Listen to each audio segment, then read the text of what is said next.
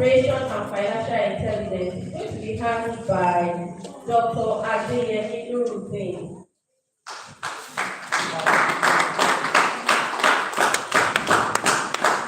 And before he comes up stage to do what he knows how to do best, in past knowledge, let me quickly read his. Dr. Salah currently serves as a lecturer in the Department of Business Administration, Faculty of Management Sciences at Lagos State University.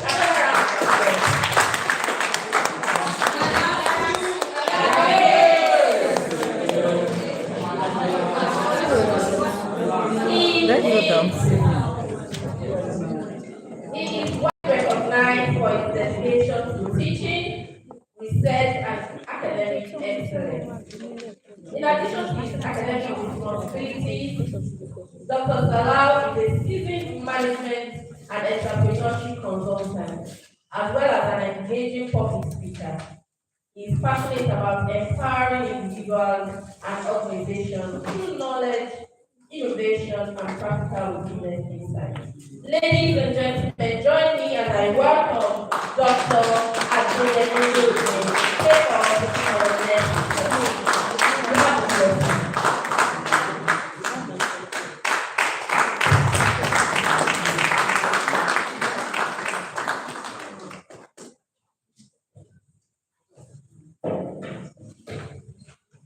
Good afternoon, ladies and gentlemen.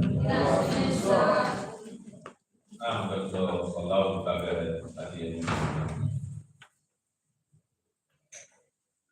I'm here to take you on the topic world relation and foundation theory. And each time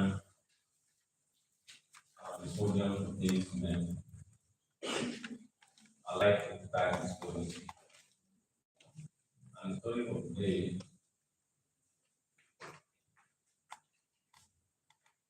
A man walked in one day and he brought with him 3 identical seeds. He put one in a bucket with sand, dip it down in sand. The second one, he dropped it on the floor. And the third one to drop. Second one dropped on the sand, not plant.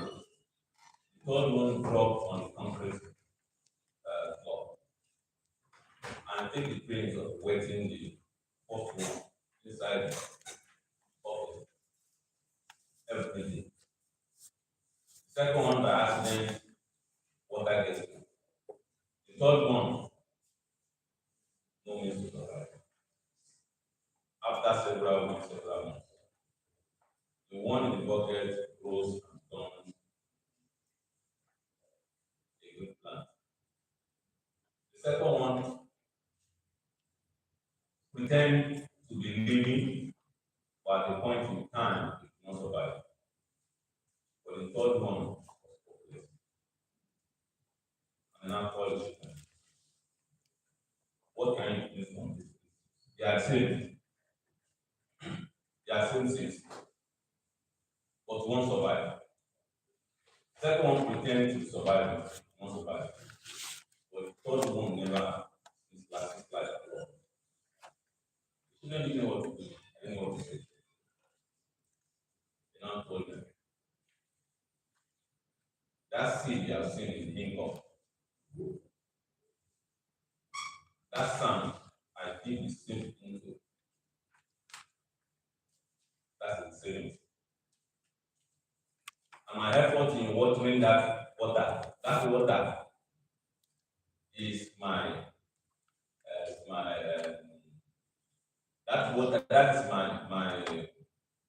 the effort that we can do. And you know, ask them, why is it that the 3 seeds won't survive, won't pretend to survive, and the third one can survive? That's because the first one, the income, you are able to make it. And after that, you are able to put in an effort. But the second one, there is income. Saving is missing, but the effort is there. Of course, saving is missing the second one. It pretend to be, he pretend to be living, but it will not survive. That's right. For the third one, that's income. No savings, no strength, no effort. The guy with it. The first one survived naturally because it has all the ingredients to survive. The second one will not survive because it lived a big life. That's why it will not survive. So the little water it was getting, it thought the water could just be coming by accident at all times. And what happened is that the water could not come, it not come at all times. Unlike the first one that is getting the regular water, the second one was not getting the regular water. But what they get are just water by accident. And he thought the water will continue. And the water will not be cut off. That's why it will not survive. But the third one will never survive because there has never been an effort and because there has never seen. If you want to live well, there must be an effort. There must stand and there must be God. When these three components are missing, you can never create wealth.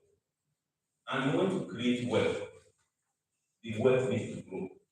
You need to maintain and you need to grow. That is financial intelligence. Wealth creation is creating the money, having that money. That's what we refer to as accumulation of resources in order to satisfy your needs. And that is creation of wealth.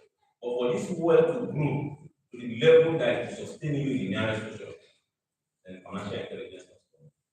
And that's why those who have actually formulated this topic for you have ensured that you get the best out of the program.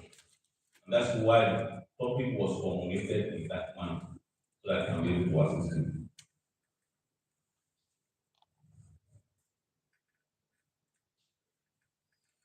The main objective of this course, I want to have a kind of foundation that you must believe, you should believe that saving is important.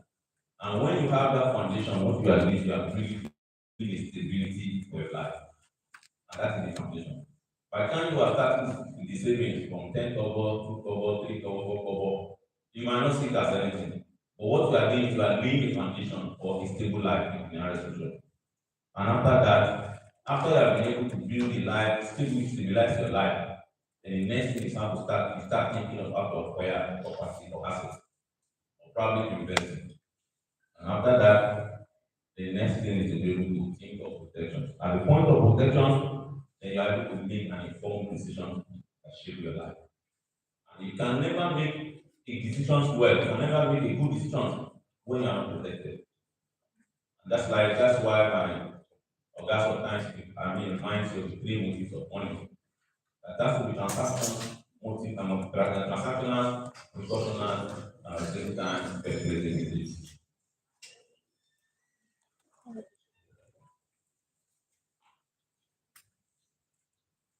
Each time we are discussing wealth creation, it is not all about getting money. It's not all about generating money alone. Creation of wealth must have to do with the building of an asset. And each time we are discussing asset building, we are not discussing buying of houses. We are not discussing all of that thing. But we are discussing assets that have to grow your life. Some of us will buy assets that has nothing to do with our life, that has no correlation with our life. And each time you are investing or you are building an asset that does not have a correlation with your life, then you are not building an asset. Recently, some of our students just celebrated the LYDI, and I had the opportunity of discussing what they are doing. That ordinarily, sometimes I look at them and see they are they are down class of students. And after my discussion with them, I realized that some of them spent about 500,000 naira for the LYDI, and they are still planning to send another 1 and 2,000 naira in the sign up. Assets you are building that does not have correlation with life, does not have correlation with your life. As a student, does it have. And when you are thinking of creating wealth, you are also thinking of building the kind of asset that has connection with your life. And another one is you are thinking of achieving a kind of financial independence. And that's what wealth creations will have to give you. Make you to be independent in your life. no matter the position is, you're always thinking of how to be on your own. Each time you're always asking or begging, there must be some conditions that will attach to the begging. And those conditions at times are those ones to be those ones you can satisfy, and at times it will be those ones you can always say no to. But because you are accustomed to begging, then you won't always accept the offers that comes with begging. And by so doing, yes, you always give your answer. I will try. When you know you cannot try. Each time we're discussing wealth creation, you must always discuss creating different streams of income. The multiple streams of income, you must always create it for yourself. And you must not always stop at one place. You must always start to think of how do I do this when I've gotten this? What next do I do? And how do I get it? And at the same time, you always ensure a long-term stability. You are not thinking of the short term, you are always thinking of the future. And there's no way you want to create a future, create a wealth without always thinking of solving the future problem. The essence of that wealth is for you to solve the problem. At this point, Mike wants to ask you these four questions. And why the question, why the topic, the lecture is on, continue to see how you are able to ponder on this question. Number one, if I give you 100,000 naira now, how much will be left in the next 30 minutes?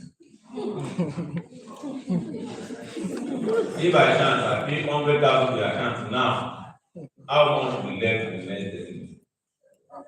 I was sometimes in a lecture like this, and who said I could that kind of question 5 million. The man said, tell me that in the next 5 minutes, what will be left 5,000 naira. I said, what will be left? What I need to do with the remaining 4.9 million? Said, I'm going to pay my debt. Is that the kind of life we live? If you are owing more than 400,000 now, as I'm paying that money to your account, what comes to your mind is how do I pay this now? Because he has embarrassed me more than I want to surprise him that God has done it again. The next question is why is that many people are still poor? Despite the fact that they still get money, they get salary. Why are we still poor? We have salary and we're still poor. Why is it possible? Then the next question is what's the difference between saving money and keeping money? What is the difference between saving money and keeping money? Is there any difference? What is it? Then the next question is what is the difference between saving money and keeping money? Then the last question is if salary alone make people to be rich, why is it that people are still poor after 30 years in service? That means they have received salary for over 30 years. Why are they still poor? If the salary makes you rich. If you ponder on those four questions, you will realize that at the end of this seminar or training, if you have not started investing, the only thing you can do for yourself to be able to actually justify that you are in this program is to start to think of how to be able to have a kind of financial plan, just like my dad said the other time, how to think of how to create wealth and develop a kind of financial intelligence that will sustain you in this life. Knowing fully that the economy we have right now is volatile to inflation rate and high exchange rate. And all those things affect our life. You cannot hold one naira now today and think only the next 3-4 days sacrifice will be the same. The pure water will be telling you dollar is okay. This one will be telling you the granola seller will tell you dollar is pricing. And all these are challenges you are facing. And if you have one you cannot control it, the only one you can control is the income that comes to your hand, to your pocket. And that is only weapons you can only use to fight that future that you have. Now, financial intelligence. I've just told you that financial intelligence is the ability to be able to manage your fund, to be able to grow it and protect it. What nation will only allow you to accumulate that fund. But for you to be able to manage that fund, grow that money, and protect that money, is that financial intelligence. That is the one I was saying. It's not then wealth creation has stopped at the point of giving you the money to survive. If it is 10 million, 10 million will be. Then after that 10 million, then we not tell you, but you gave me 10 million last month now. I said, yes, you are coming again. Are you doing one? Take your 10 million, think of how to grow the 10 million. Then when you grow the 10 million, sustain yourself with 10 million and protect the 10 million. You are not the only one that the man will be giving money to. For you to have that financial intelligence, it has 5 pillars. The first pillar is earning intelligence. You must continually think of how do I earn? How do I get money? What do I do that will fetch me money? And those are the questions you're supposed to be asking yourself on a daily basis. And those, when you are thinking of those ones, must always be compared with legally one, not all of that. Always think of what do I do legally to this one? How do I get more money? Then the second one is saving intelligence. When this money comes in, before it even comes in, you have to think of how to save it. Many of us have the habit that it's only a millionaire that saves money. No, it's not only millionaire. It's not only when you have reserve. You are still the right time that the money will never be enough for you. So you just have to see how to develop that saving habit and very safe. So saving intelligence is one of those things. Make sure at least you have that percentage that you're going to be saving from time to time. After saving intelligence, now have what you call spending intelligence. You always think of how to spend wisely.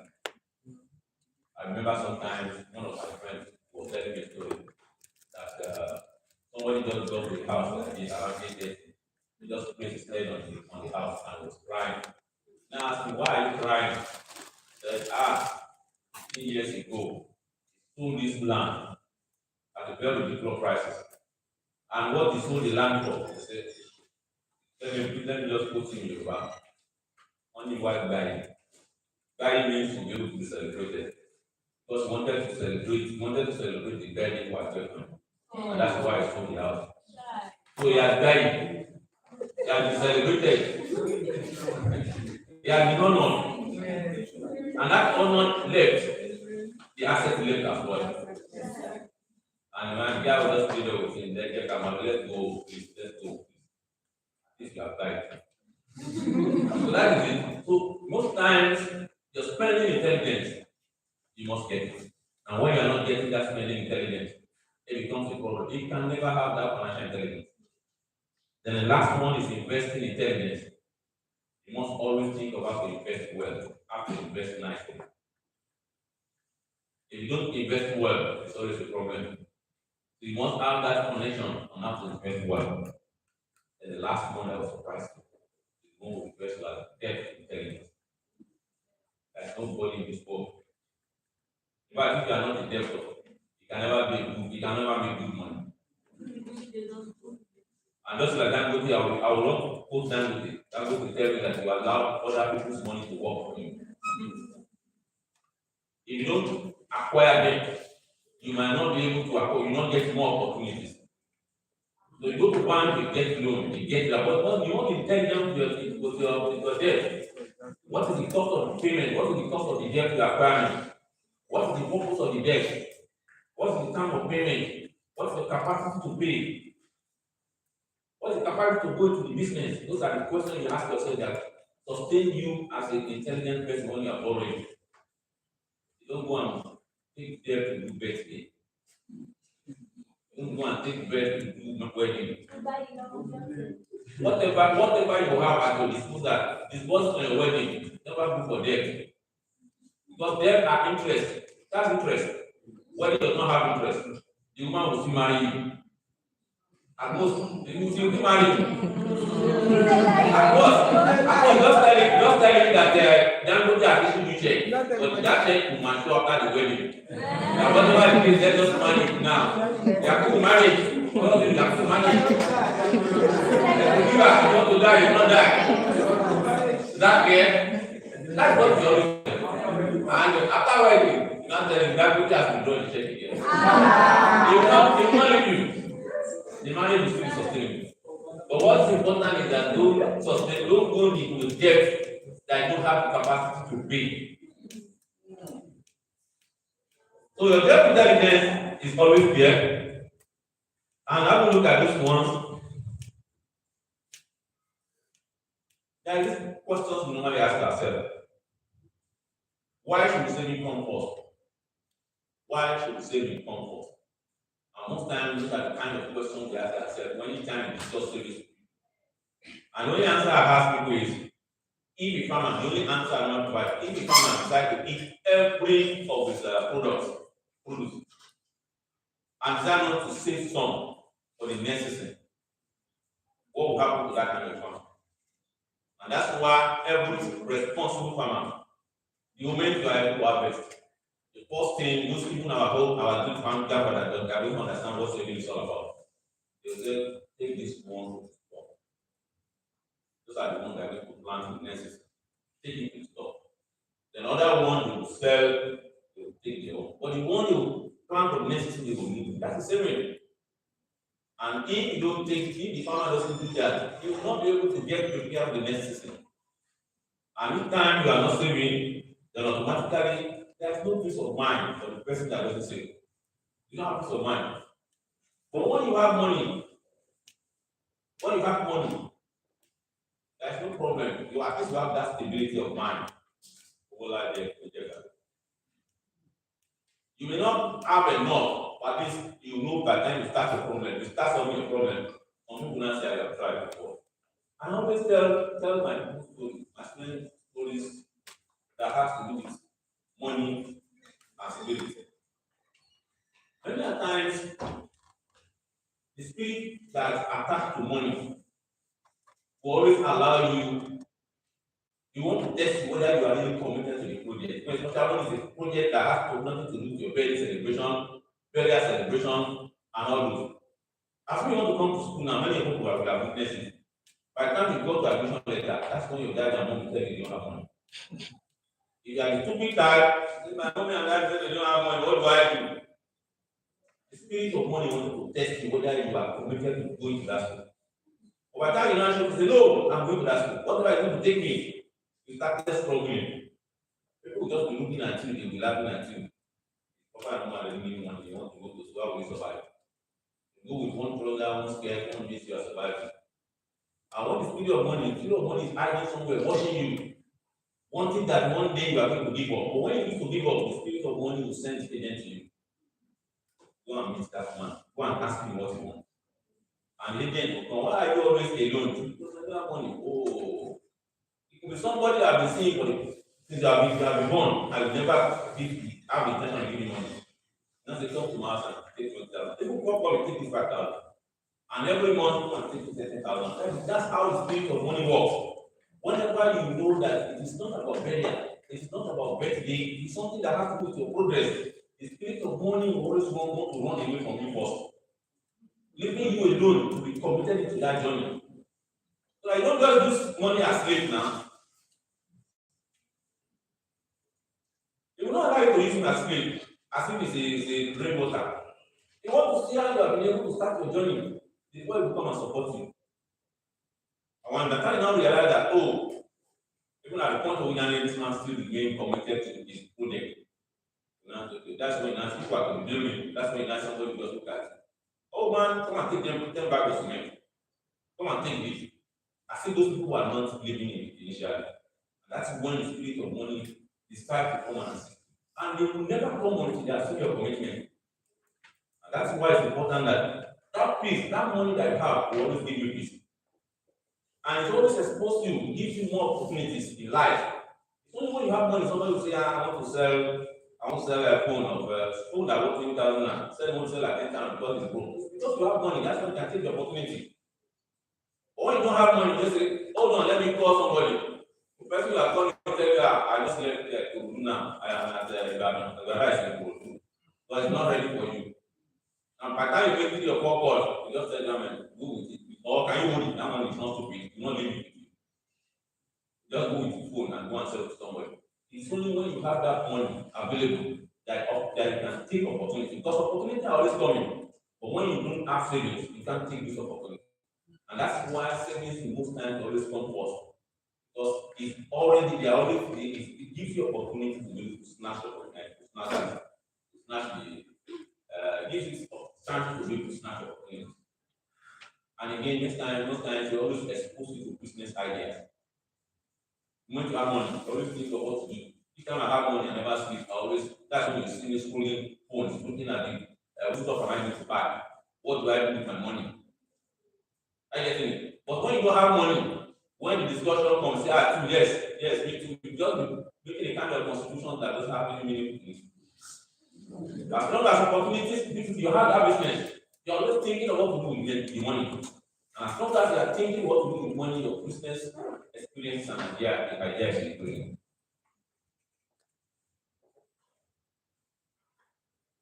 There is what we call a 50-30-20 rule. 50-30-20 rules of income. It has its own origin from the three motives.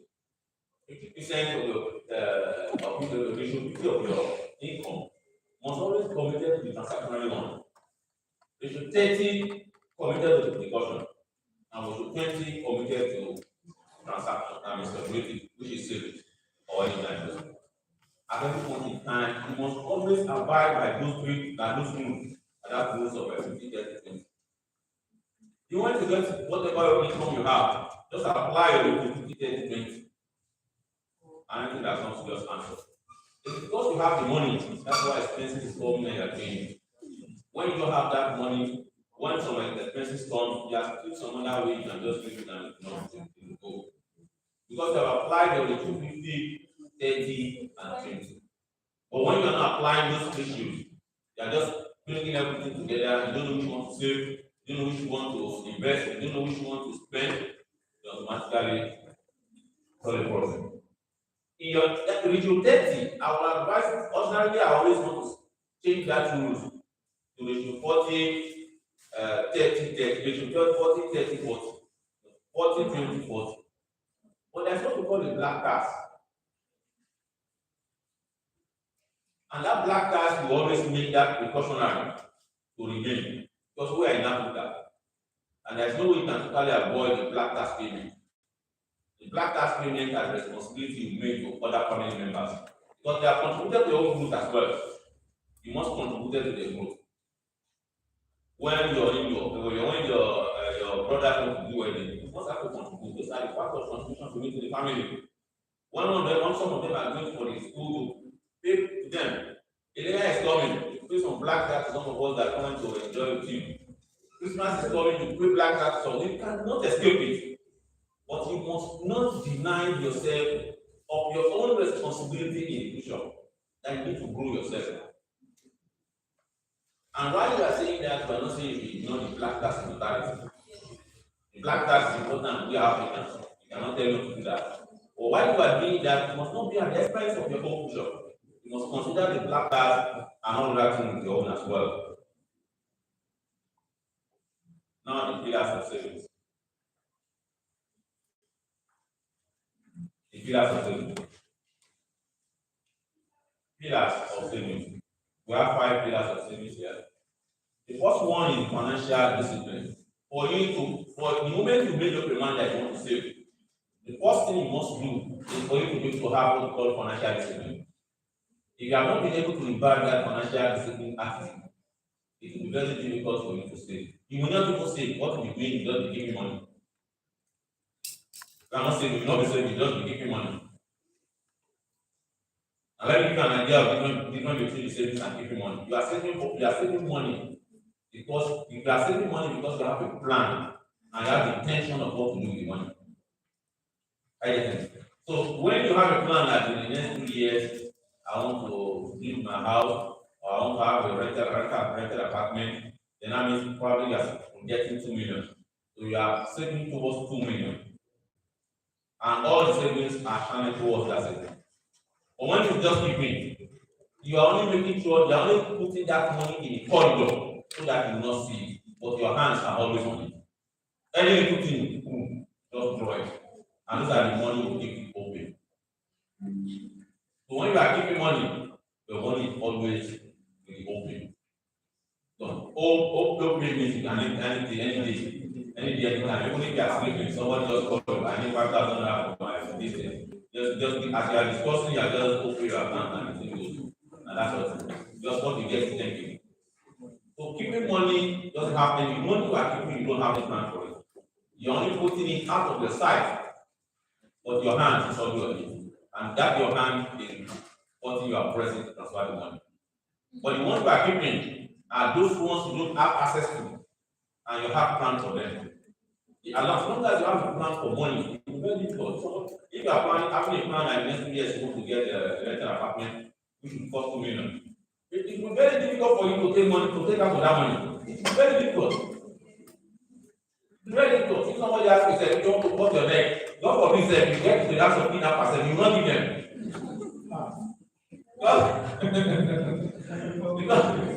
Because you have plans, you just be praying, just release me.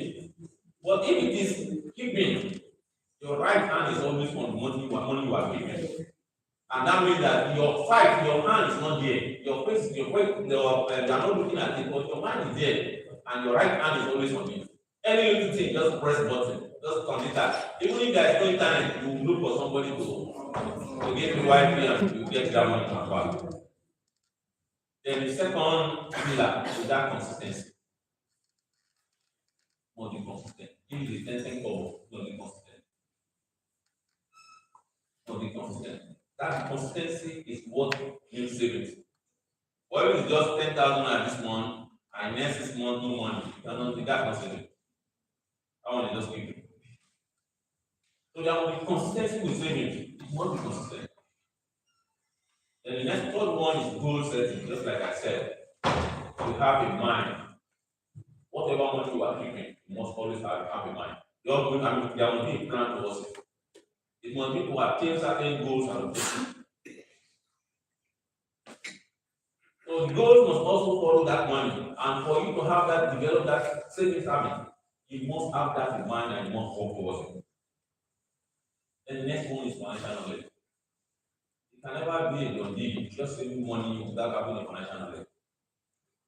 If, for example, you want to get to 2 million, and you want to get to 1 million, you are still saving.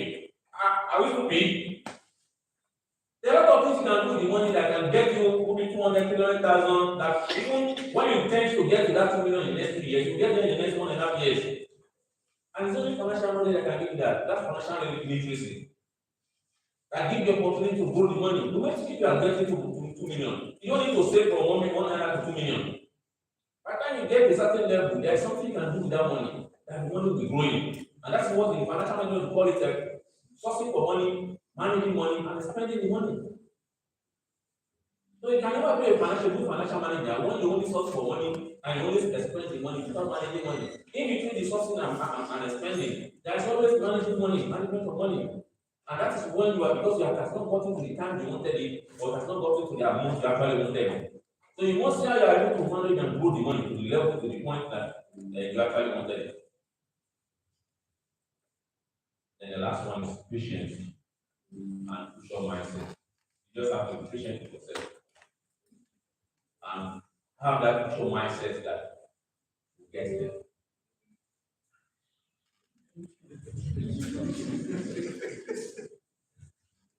It's not the kind, it's not prayer. It's not prayer. Okay, let's assume you want to get to 5 million. And the amount you are dropping is so small that it might take you like 3-4 years. If you are not patient enough, along the line you get tired and spending one something. And that's why patience is coming in.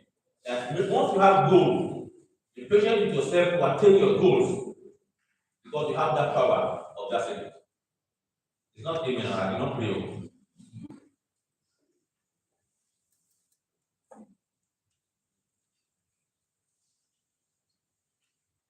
Now the kinds of some little investment I have there for have the regular savings.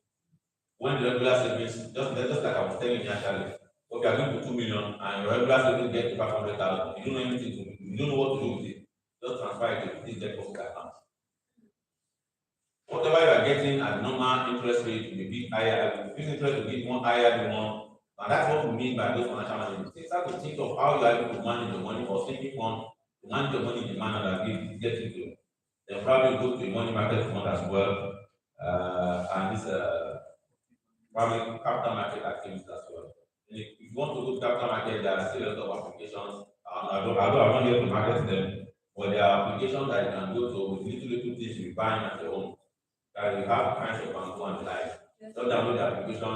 Before you know it, you are buying little, you are selling little, and you are going to save your money. I'm aware that you can lock your money with your crypto. So all those things are things that you can do, but don't overload. Just like you said, don't overload so that you will not get our attention. Now, investment options in Nigeria. Some of the investment options in Nigeria includes one that of sharing. I mean, having owning some business with others, that is buying shares. The other buy shares in public or private. At the same time, you decide to come partner with somebody.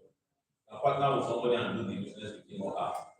That will give you, that will expose you to that business in one place, and at the same time you get problem. But the problem is, I keep telling, I keep telling,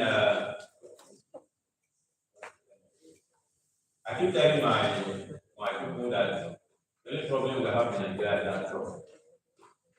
If God has created for us to be a nation that we're not supposed to solve. By my own estimation, I'm not sure we have less than 1 million Nigerians outside Nigeria that can put their eyes and be sending $1,000 every year. I'm not sure we have less than 1 million. But let's assume 500,000. And that 500,000, if they are sending 500,000 people are sending 1,000 naira to us in Nigeria. So okay, what's the meaning? That's it, take 1,000 naira, go and do this business. Because you know it's not for me. He gave you 1,000 naira, go and do business, go and do this business for me. You are doing the business for him, you are it's obtaining you, and the man is rest assured that it's 1,000 naira is still in Nigeria. You see the level of growth, you earn your living there, the man is earning his own profit as there. Every year the man can always send down 1,000 to either you or any other family. That one person outside Nigeria can build, can develop not less than 10 people seamlessly. But because the lack of many of them have sent 1,000 or 10,000 to Nigerians even to buy something for them. At the end of the day, I know somebody that after sending money to them to build a house, what he meant on the land is just a big forest. Many stories like that. And the guy came with one family to come and enjoy, hoping that they are going to stay long in Nigeria. I trust you, they never stayed up to 1 week before it disappeared. So because we lack that trust, it is always very difficult for us to be able to manage business with others. But assuming that is not happening, we can always manage business with others and probably move together. And you can always have a dividend investing as well. Invest in companies that give you dividends. And at the same time, you can always invest in the ventures. The venture is also part of the investment in Nigeria. And another one is we always have that mutual fund as well as part of the investment.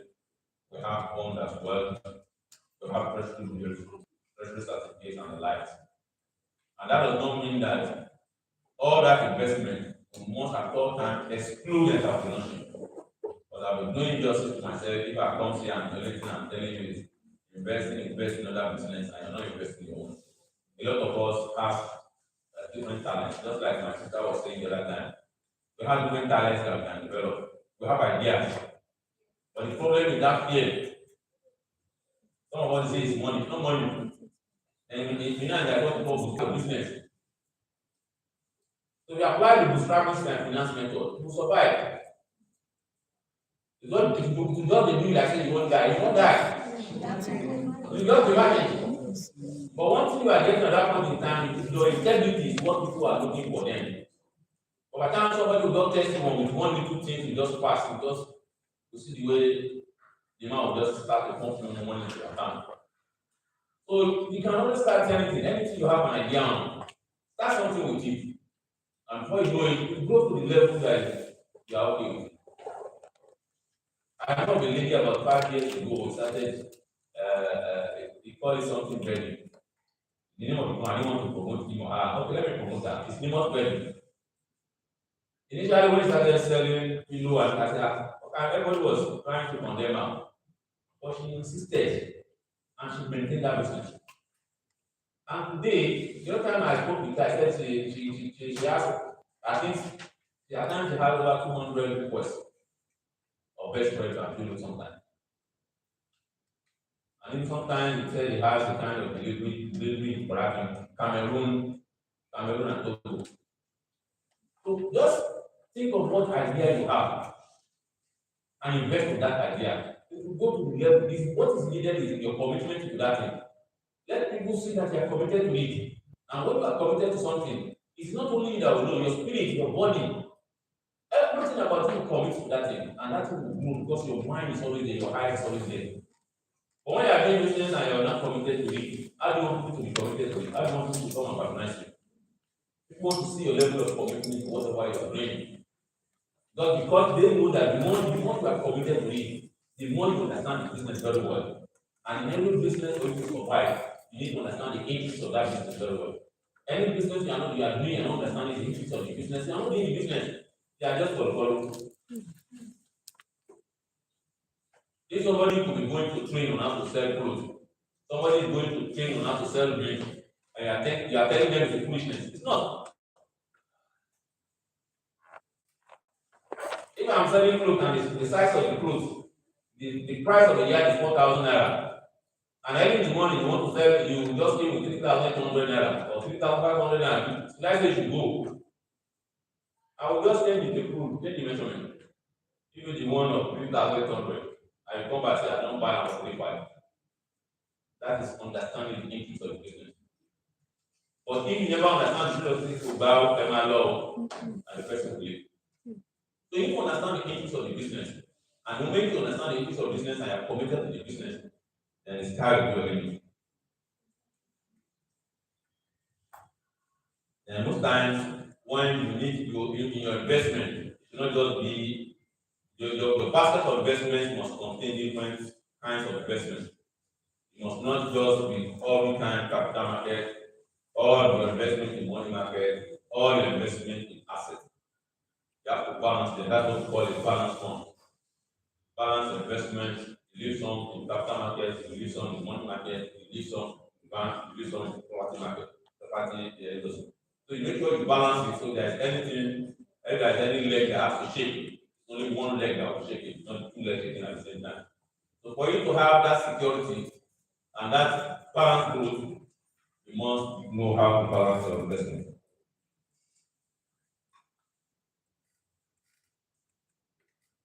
Then you have that real estate investment as well as one of those investments that you're on, but at your level, I don't know the kind of real estate investment you want to go into. I guess you need to throw your consciousness into it as well.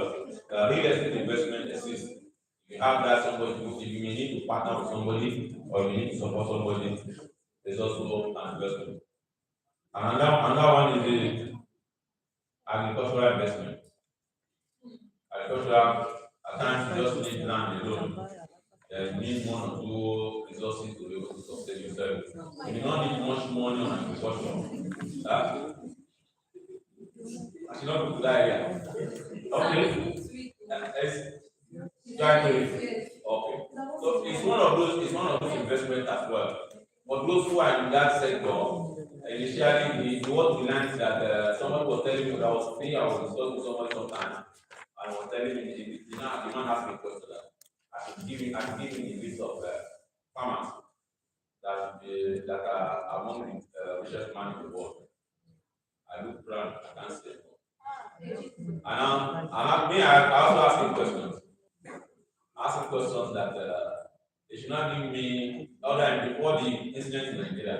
They should tell me another investment that has more security than that one. They are more secure. Whatever you produce, you sell it. Even if it's a perishable one, except that you have sufficient. But notwithstanding, still as Nigeria today, I just know somebody I was 2 months, 3 months ago that I'm planning to go back to my community to go and reclaim a portion of our land. When I learned that the price of cocoa is now about 1,000 per, I mean, it's about 12,000, 13,000 per ton, and we have cocoa in our farmland. So I now told them I'm going to write a letter to them, reminding them that I'm also part of that family.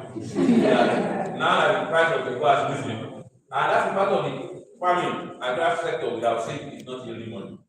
Last tell you I said lie, they are making money. Then which time we are discussing investment saving and anything. There is always the last two legs, the leg of risk and the leg of return. They are told in the leg of the return, risk, that you must always be a risk taker at all times. The more you take risk, the more profit you get. While you are trying to caution yourself about risk, you must always consider the returns you are getting as well. So every investment, everything in life has that two legs, the leg of the risk and the leg of return as well.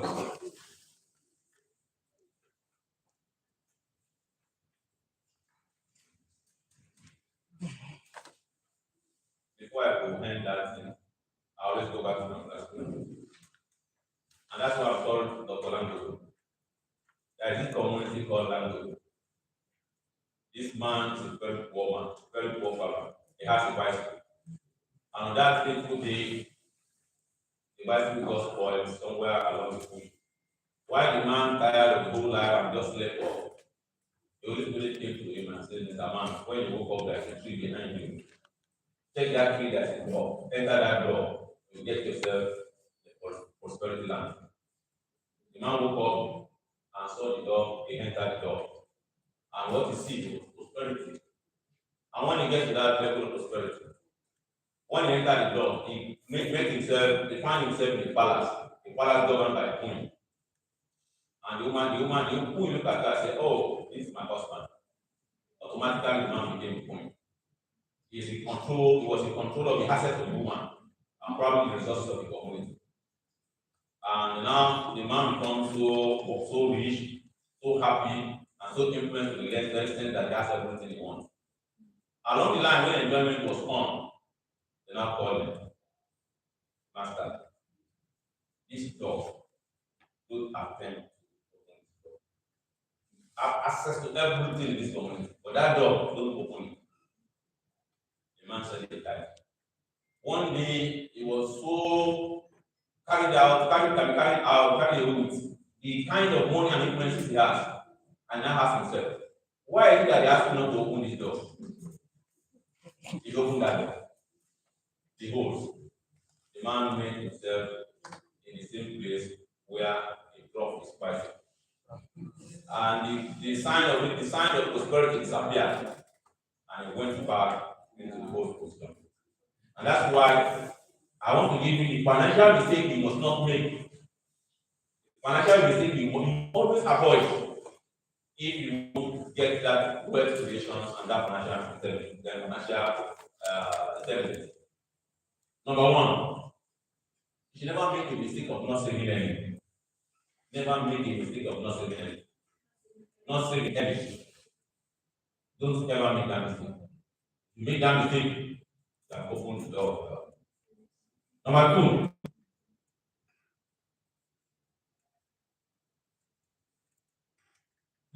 never have a notion that saving is always from excess. The moment you have that notion that saving is always from excess, you may never save all through the life. You are just told a man that get 10 million or 2 million and never save. So the moment you have that notion, one will never have excess. Then you will, because like it will be very difficult to say this one is very difficult for their seed to tell their seed not to do it, or just within the level to do it. But if God bless you, don't go into betting and gambling. But if their seed is part of their seed, reduce it to a very one. But the third rule is that don't go into betting and gambling. The worst aspect of that is ladies are not joining them. The next one is don't live beyond your means. Don't live beyond your means. Yes, fake life. Don't go into fake life. Then the next one is you must always create your budget. Always create budget. Then the next one, never accumulate unnecessary debt. Never accumulate unnecessary debt. And the next one, don't go into poor investment decisions. And the last one, don't go into poor investment decisions. Poor investment decisions. It's a decision that you never know, the investment that you don't know much about it. Then never neglect financial education. Never neglect financial education.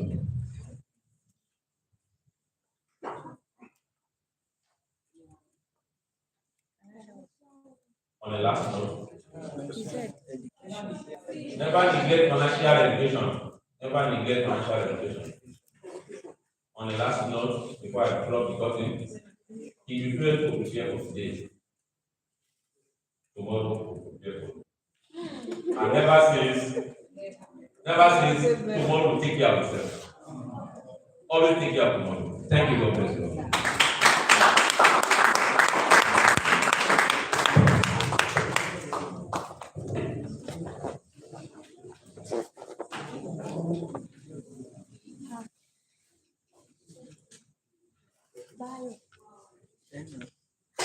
I'm very sure we have a lot of take home or take away from that session.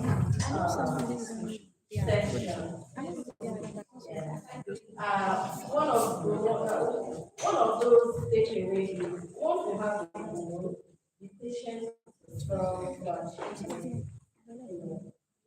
savings and investments take time. That was truly enlightening and thought-provoking. Yes. Thank you so much, Zach, for sharing that valuable knowledge with us. Ladies and gentlemen, can we please put our hands together again for Dr. Adeyemi for that session? Thank you very much. We really enjoyed it. I'm very sure they're going to share the slide with us after this session. I was just thinking that maybe we have questions or comments that we want to ask Dr. Adeyemi. Should we take the question and answer section? Or we should combine the first and second. So the mic will be going around now for questions. So if you have a question, please put up your hand. 1, 2. If you have questions, comments, observations, put up your hand. Just 2 people. 3. Okay, so please let's start with Alana. Sylvia. Give her the mic.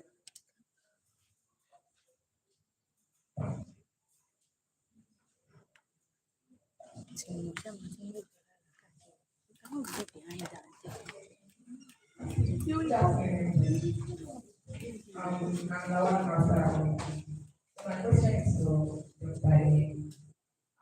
For coming from a student's perspective, so for a student that likes going on support from home, like no income, just support from home, and this support from home is not enough to do everything that you want to do as a student. Right? So, do you tell that student to save or to keep money?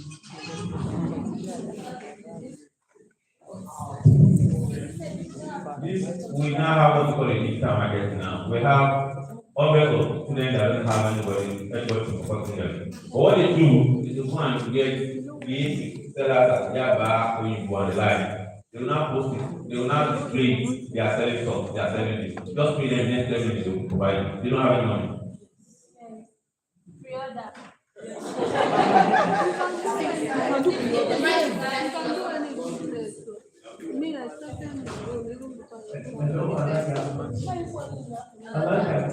Let me just add to this.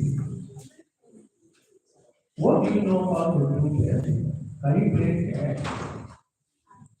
Can you do makeup? Do you know how to maybe bake cakes? Yes. Right. Good. That is what we are talking about. Honestly speaking, almost every day, students do better. I'm telling you, 5,000 cake, 10,000 cake, before you know it, you're somewhere. Please, think of what you know how to do best, and you make it right. Thank you. All right, I get up first. My question is to everyone. Okay, so my first question is, you spoke about borrowing money to invest in businesses. So my question is, I was talking about the real estate in this year will be 4 years, and we've borrowed money to get to push business to where it is, and what is helping us to pay back. So I want to ask, like the record table, we know that record table is more like a long-term investment, something like the result is really not now. We don't know when, but we know that some days can be today, can be tomorrow. So we've done some kind of borrowing and all. So I want to ask, borrowing those money to put in that business, is it advisable? That's my first question. And my second question is, I think I'm into business, like cooking business. So majority of the money generated, like I was saying, majority of the money generated, we invest majority of it into the record label without even looking back. And we spoke about 50, 30, 20 because we so much believe in this vision. And we spoke about 50, 30, 20, and we know we have to get to lawyer, distribution, promotion, and all of those things. So every of the money we make from other businesses, we pour into it without even seeing the results yet, still believing. So do you think it is advisable to keep putting every of those money into it without having any other savings? That's the second question. And my third question is, sorry.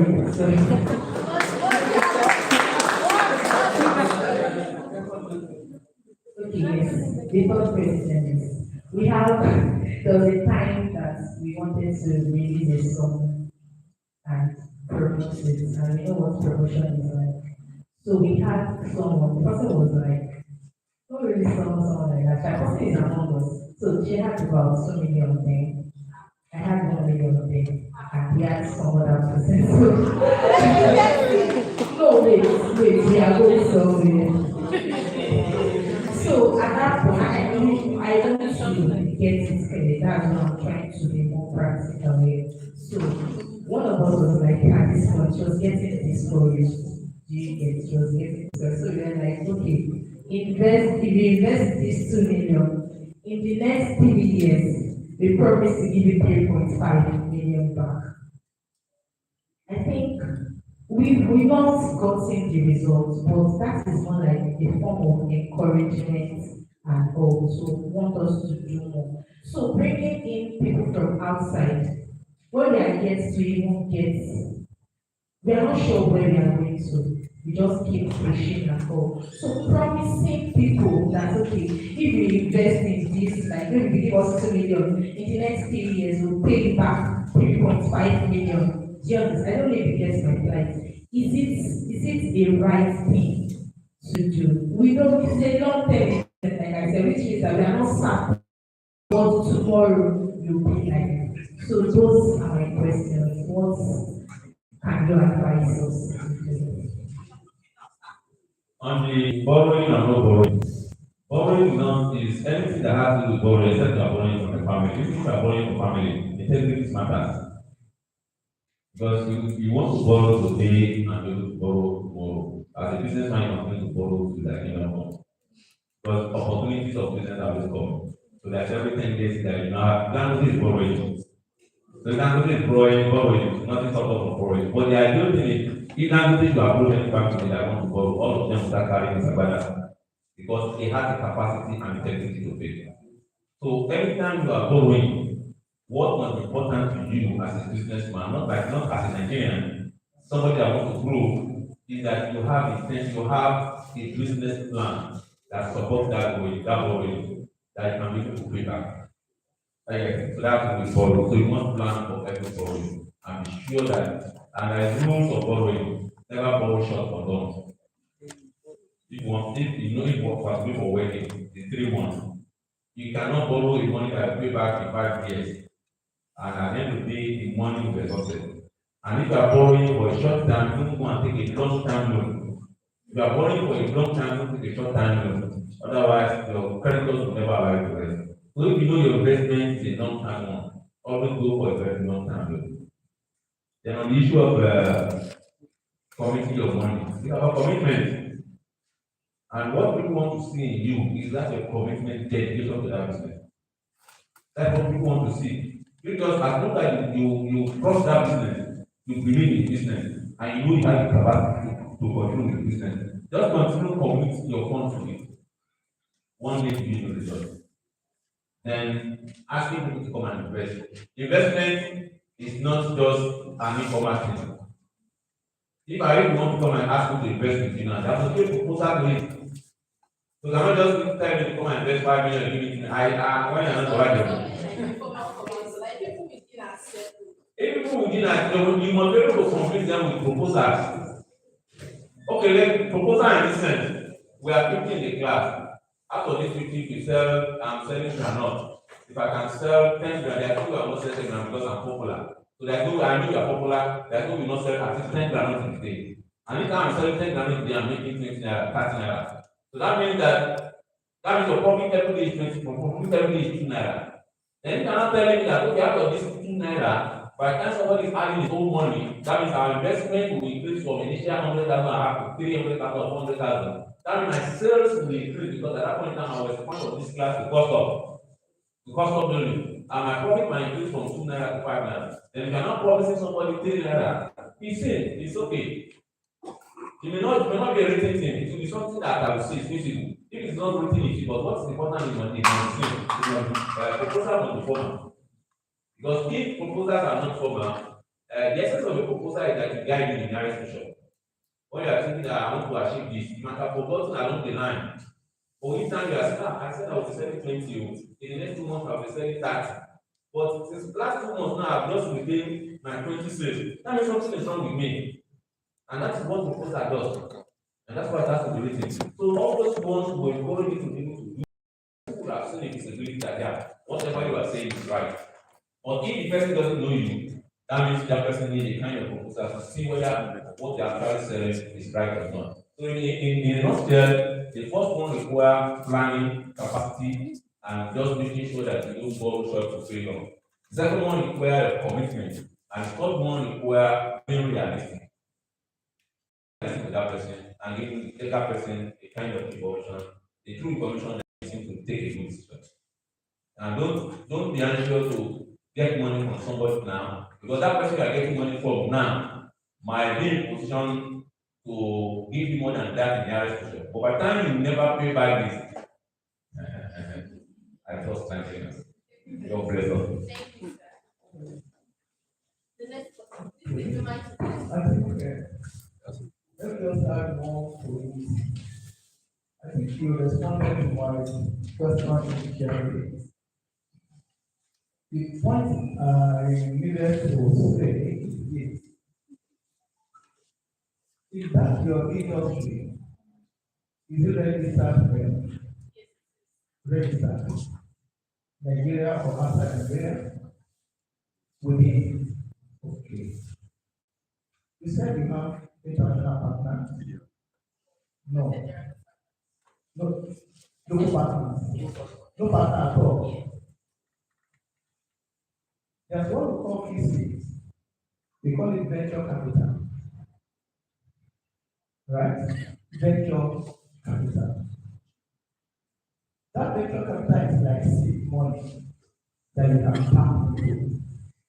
Instead of going to individuals or among yourselves to raise money. If you are not educated, you have a lot of people that have money in this country and they don't know what to do with money. Yes, they don't know. The only thing that they need to understand is trust and integrity. Trust and integrity. If you need 50 billion, they are ready to give it out. 100 million, they will give it out. But there must be trust and integrity. Yes. Who is taking the money? In some banks now, if you walk in and you say, oh, you have a connection with, let me say, I think with Dangote. They may not ask you for collateral security. Yeah. We are talking about personal guarantee.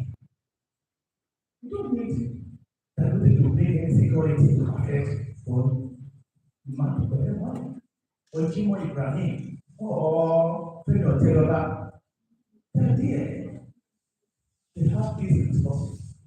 But they don't know what to do with it. And you have idea. Your idea is just on paper. How do you come up? It's a deal. And it was given to you see somebody that has been pregnant for after 9 months and refuse to work, give birth, they have to do something, either they do cesarean operation and bring the baby out, or they have to go to spiritualist and force the baby out, or if it's somebody they allow the baby and the mother to die. So they are not options. So think twice. It's good when you are here. To grow the business, you can't grow it alone. You have to people support. So people will support like them. So people will support with money. So people will support with properties. I've done that before. And I'm still doing it. I have clients. Give it beauty and don't go pay for. You have furnished everything with AC, with everything for me. I was the one collecting rent. As if I'm the owner of the property. I'm not the owner. I'm the tenant. So that is what you need to have. Trust and integrity. Think about it. And so you go. Thank you.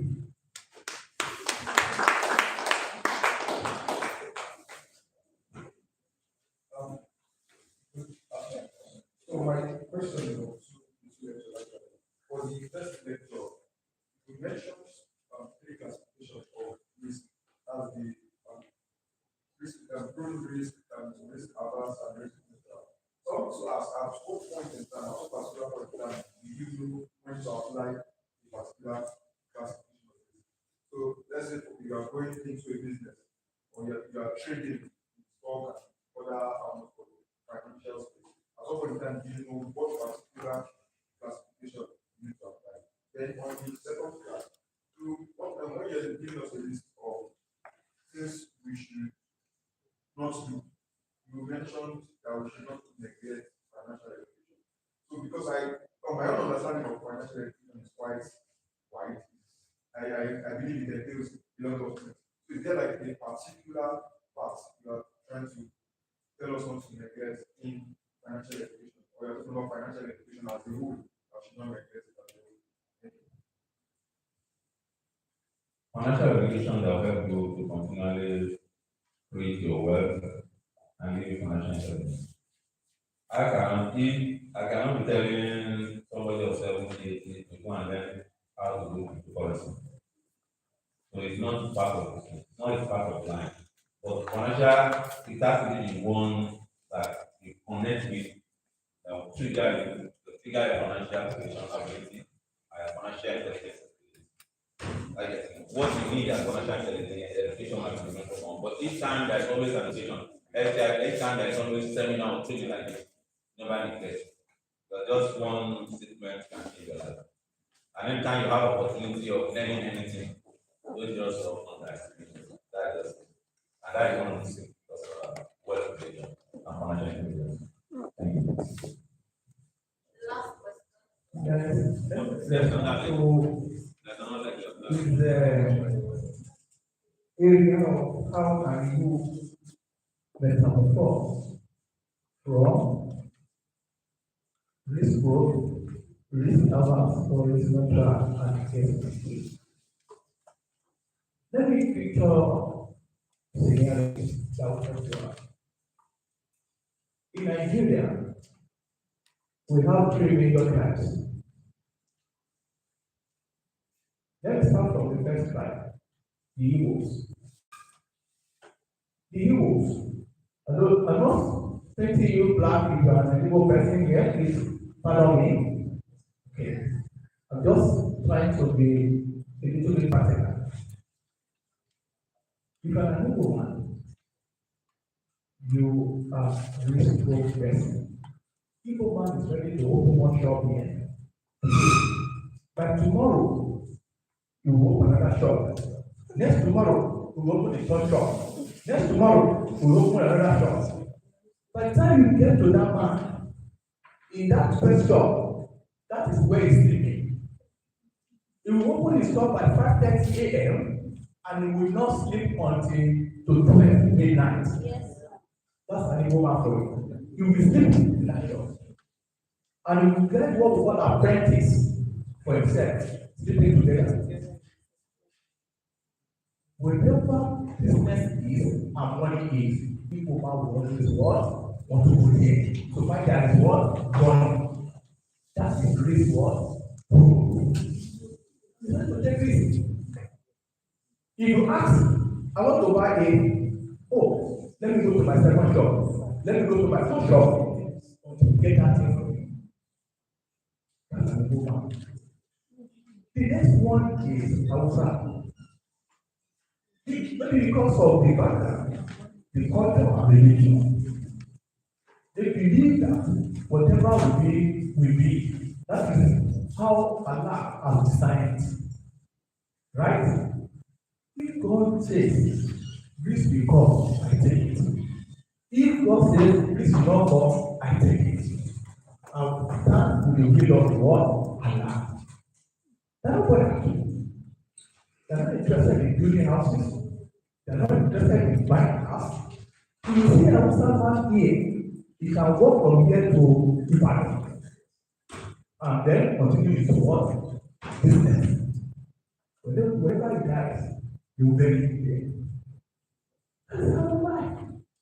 We call these people spiritual indifference. And that's why you see them that way.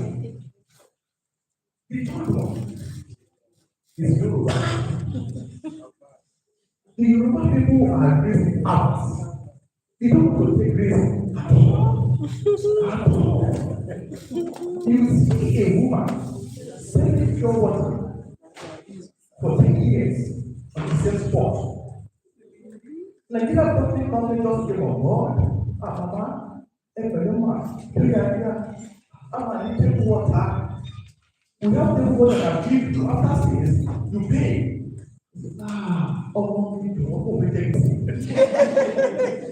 You understand? The way I have give me.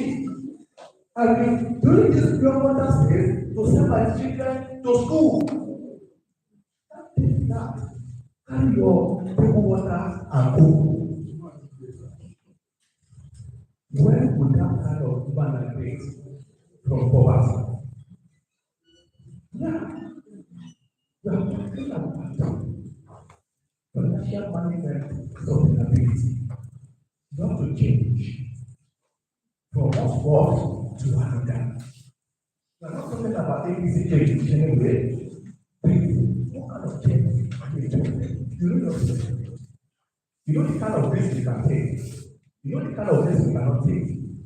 But then you can only take calculated risk because you are ready. You are ready. I, as a person, I invested to many risks.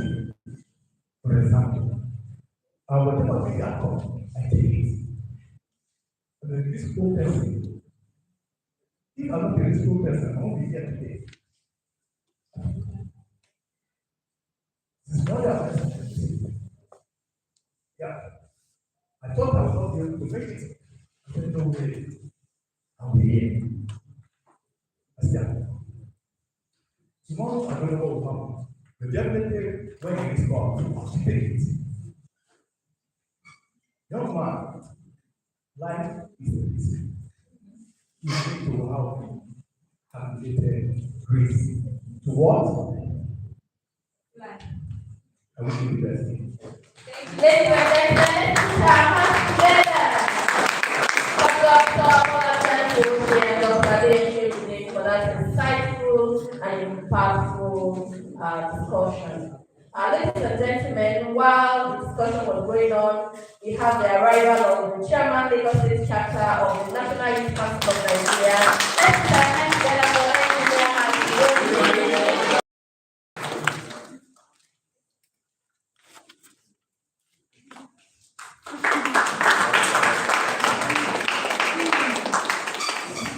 Empowering the youth.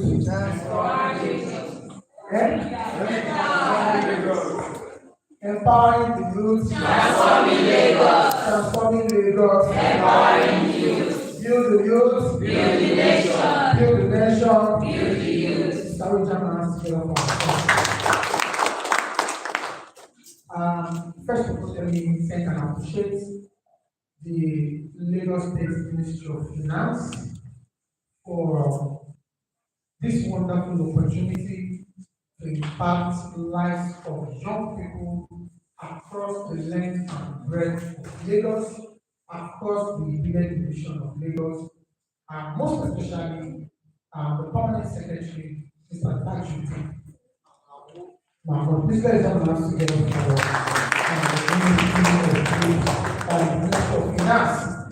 I also want to thank all of the partners on this project, especially FinSoft Consulting, the President General together for them.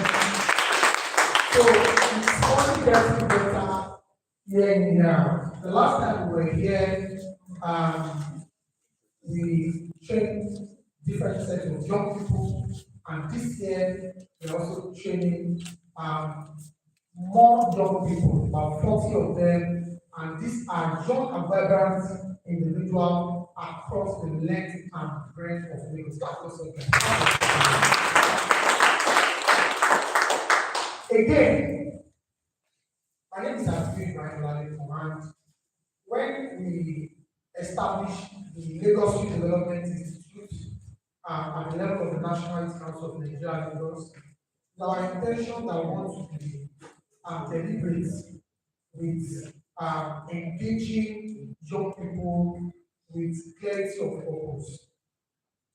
So the LYDI Leadership Transformational Leadership Fellowship Program is one of the programs that we do under LYDI, of course, in National Youth Council of Nigeria. And the essence of this program is not only just to train people on how to become leaders, but we know the essence of financial literacy in the life of a leader. You cannot be a good leader, you cannot be a successful leader without being prudent, without not knowing how to get money, spend money, and invest money, so that your money can multiply. And we also know the fact that if you want to be a young person that will also survive in the governance and political atmosphere of our society, you must be financially independent. You must not become somebody who only milk from the governance system or from the political atmosphere. You must have your own source of revenue so that you can take informed decisions. You can take, you can operate with clear mind, with clear opinion, with clear mindset, and that is only when we can begin to talk about the seriousness to develop our society. And our society can only develop if the young people in that society are developed. And this is one of the programs that I'm trying to do to ensure that we can only appreciate the Lagos State Ministry of Finance, their partnership at our own level. We don't have the finance, but the ministry has said that they will continue to put their back behind, they are going to continue to back us every now and then to ensure that our mandate of ensuring that no one is left behind is achieved. I think the Ministry of Finance is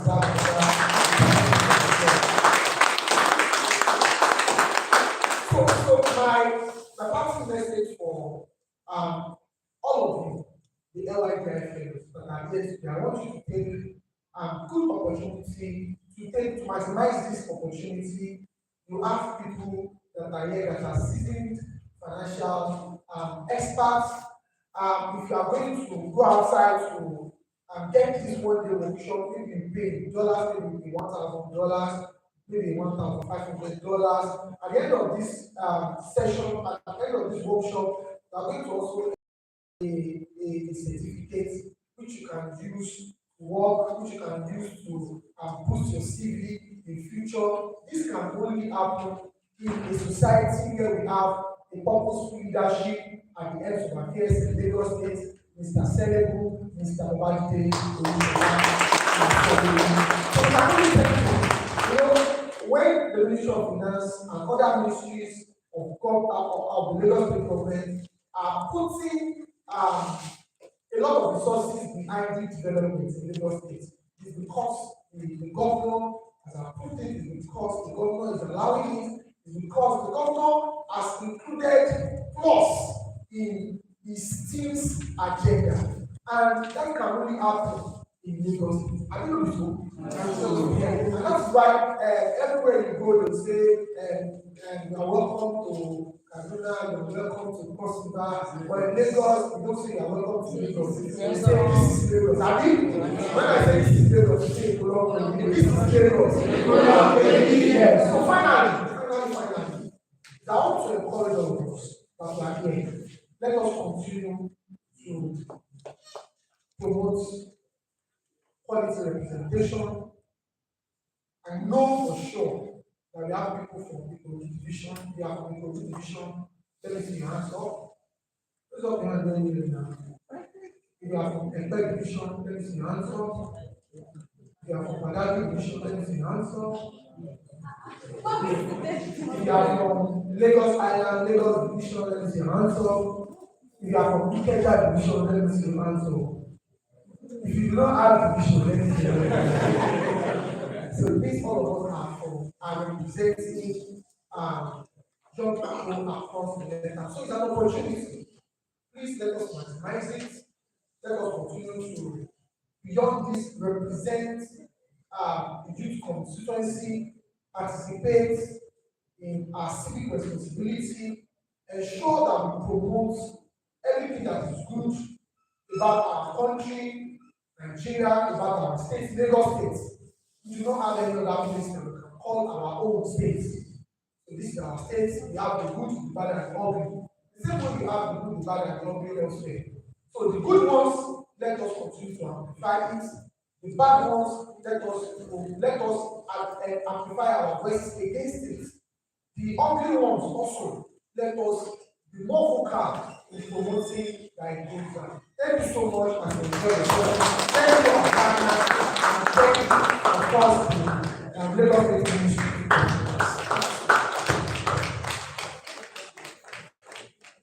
I believe we can do better than that for Chairman, National Union of Nigeria Lagos Chapter. Thank you very much for that beautiful remark. Ladies and gentlemen, we are finally getting to the final part of this program, and now we are moving on to the third module, which is the financial literacy and wealth creation by Mr. Adeyemi Adeosi. Let me quickly read his profile before it takes the mic. Mr. Adeyemi, Dr. Adeyemi Adeosi, MSc, PhD, FCA, ACCI, CERT, SCCSA, USA. Please let's start with an accomplished finance and technology professional with over 15 years of experience in accounting, taxation, EPR systems, and business automation. He serves as the senior partner of FinSoft Consulting Limited, where he leads business automation, EPR implementation, financial advisory, and tax consulting services for organizations across Nigeria and beyond. He holds a BS in accounting and MSc in finance from Lagos State University and physical.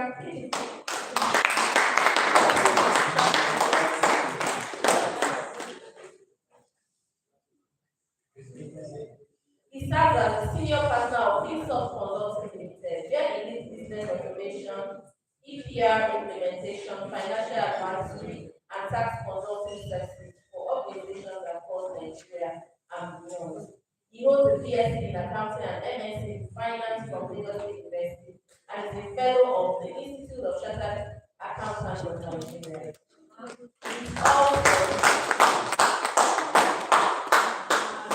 He is also a chartered tax practitioner, certified EPR consultant, and fellow of the Certified Chartered System Accountants, USA.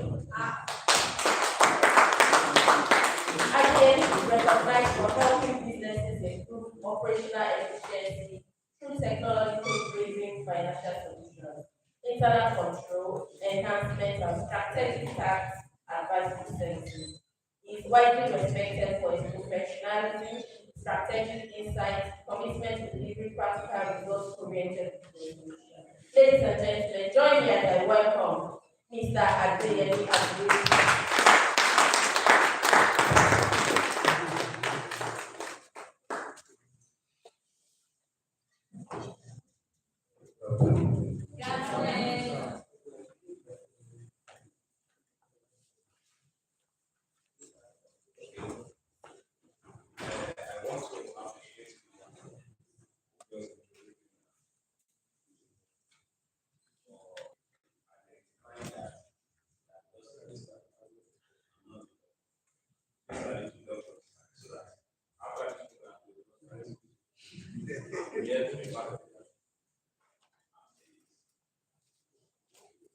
I want to know, at least we have any thought from the first to the second one. We are talking about. So what we have, what we have read, what we have, how you can leverage your technology to enhance your financial. So I want to pay more attention to this. The first question I will ask you is, do you really know your network? What you want? Do you know it? You don't know what you want. Okay, let's start from there.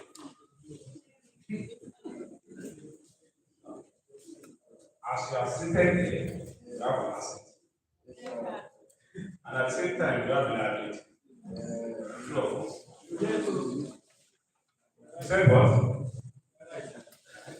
You have an asset and you have a liability. Now subtract it. What is your worth? Zero. So are you saying that your intellectual property is not part of your worth? It's not part of your asset? Amen.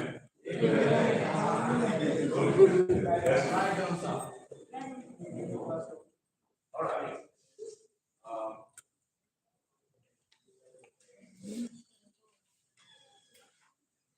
We're looking into financial assessment, net worth.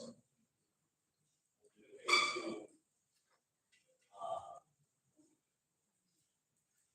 technology tool, how to leverage on that,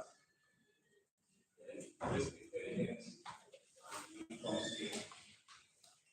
So, as I said, we are going to be talking from financial assessment to practical budgeting, practical tracking to savings to small investments, risk, understanding income generation, and tax efficiency. Now, from financial assessment, I said we should ask, asset, right? And you have assessed yourself. The moment you assess yourself, you realize that you are over getting, sorry, over getting 16 says, the gift of man, make it way for him, and present it before the nation. Once you notice that you have a gift, that is your asset. And you tell them that in this AI age, are you? In this AI age, you can make it. Now, for you to make it, you also need to consider what's it called? Your debt. Your debt ratio. The way you owe money. Whenever you have you earn any income, you need to consider because a lot of people when they raise themselves and when they consider their debt, you discover that their debt rate is more than what they already have. So to push further, you need to control your debt. At least, because my guy just said something before, he said maybe 20% or something, you can still leave it at 30%, you see okay. But anything above 30%, you have to manipulate your debt. Now, we want to start from budget tracking. Last year, before this year, you are planning. You had a goal for this year, right? And you put down the goals. When you put down the goals, you started executing the goals this year. So what have you achieved in your goals this year? What I mean is that there's a financial budget. You had a budget, and from that budget, can you remember what you have spent this year as you are sitting here? Can you really say, okay, this is what I've spent so and spent so far? This is from January up to now. You have anything to do with it now. Your last statement is not enough. What do you say? Okay. I don't understand this. Let's go for that. Okay, that's down. All right. That's taking advantage of thinking. So you need to have a tool that will guide you so that as you are planning, that you are setting a control for your finances so that you are not shooting your leg at the end of the day. That is budgeting. So there's a sorry, I'm not following this slide. There's a tool that all these things are designed for us just to monitor our spending. As you are spending, go back to that app, track it. Go back to that. If you use Kuda, I think it's started from Kuda. If you use Kuda, it will say, take it to, you understand? Now go pay fair money, I also using all most of the fintech. But because you cannot guarantee the what you put in that will pay, you can't drop 500 million there. I mean, you quickly move it. So how do you now track it? Go back to the track. When you spend from me, then track it. You understand? So which means it's not enough for tracking. So that is why we are now going to look at look at it from another angle now. We want to go into practical. We will practicalize it. We have a lot of apps that we can use to do that. That app track your budget. That app track your income, track your expense. It will even give you a chart, a reporting chart to know, and for you to know your, what's it called? To monitor your budget and your expense, including your income. So one of the charts and one of the apps, I will say that. Yes, sir. One of the apps is Money Manager. One of the apps is Money Manager. The second one is Bully. The third one is Budget. Money Manager, Bully, and Budget. Money Manager, Bully, and Budget. Yeah. If you try to use Bully when you are at the point of registration, to ask you to pay your ATM and yes. When you are trying to use the second budget, it still has to pay so that you can use the full features. The third one, which is Money Manager, you can take advantage of that. And that is what we want to do. So how do you use it? You take your phone now, you download it from your Play Store, Apple Play Store, you download it, then you start it. Are you ready? Fine. Please, speak up, let me hear you. So you don't have Which of the money manager? Okay, the one that shows you click here. Yes, that's right. You can download it on any Android or iPhone or Samsung. Just download it. Are you downloading it?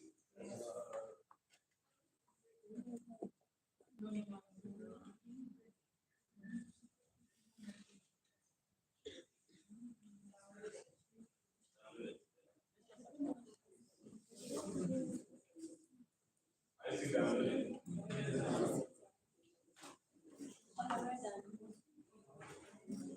Money manager, red and white.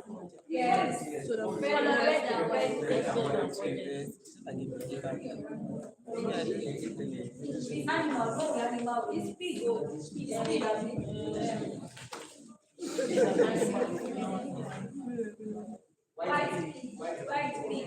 you done?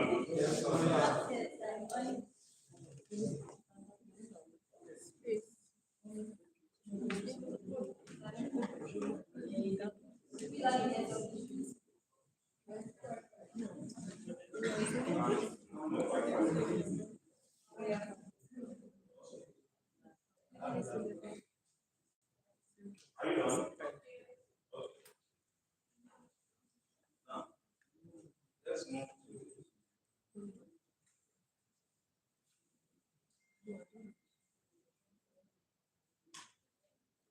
what we are supposed to go straight to that walk around it. Let me move to the last one. Now, my next slide is task.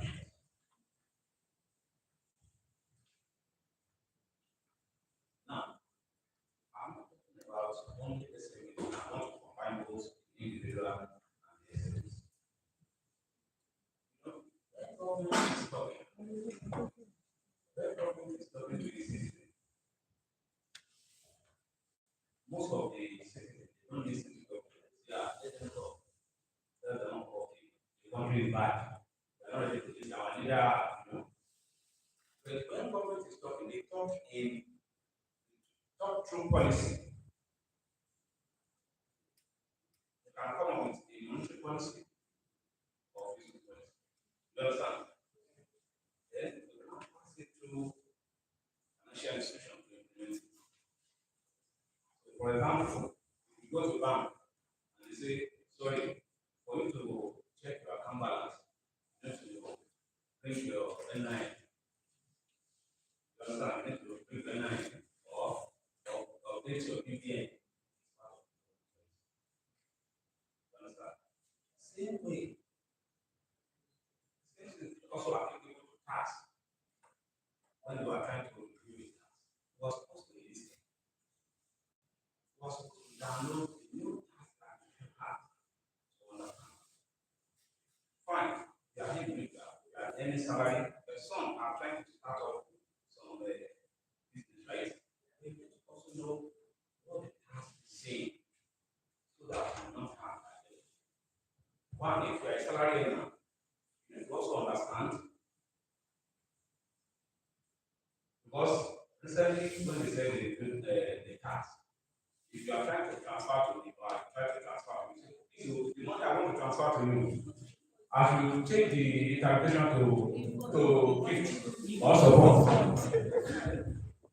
True or false? If I go to Malam now, they'll say, please change it to gift.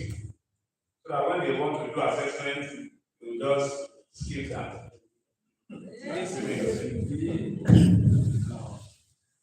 Fine, we know that part of the tax expense, gift is one of them. You understand? Grant is one of them that they are, we call them non tax. Now, as an individual, you need to now orientate yourself on personal income tax. Which tax are exempted? What are the things that are exempted from my transaction? What are the things that are not? When you are doing your business as an individual without incorporating it, it is still you. If Akiyemi is doing business without incorporating it, it is still you. So if you send 1 million to me,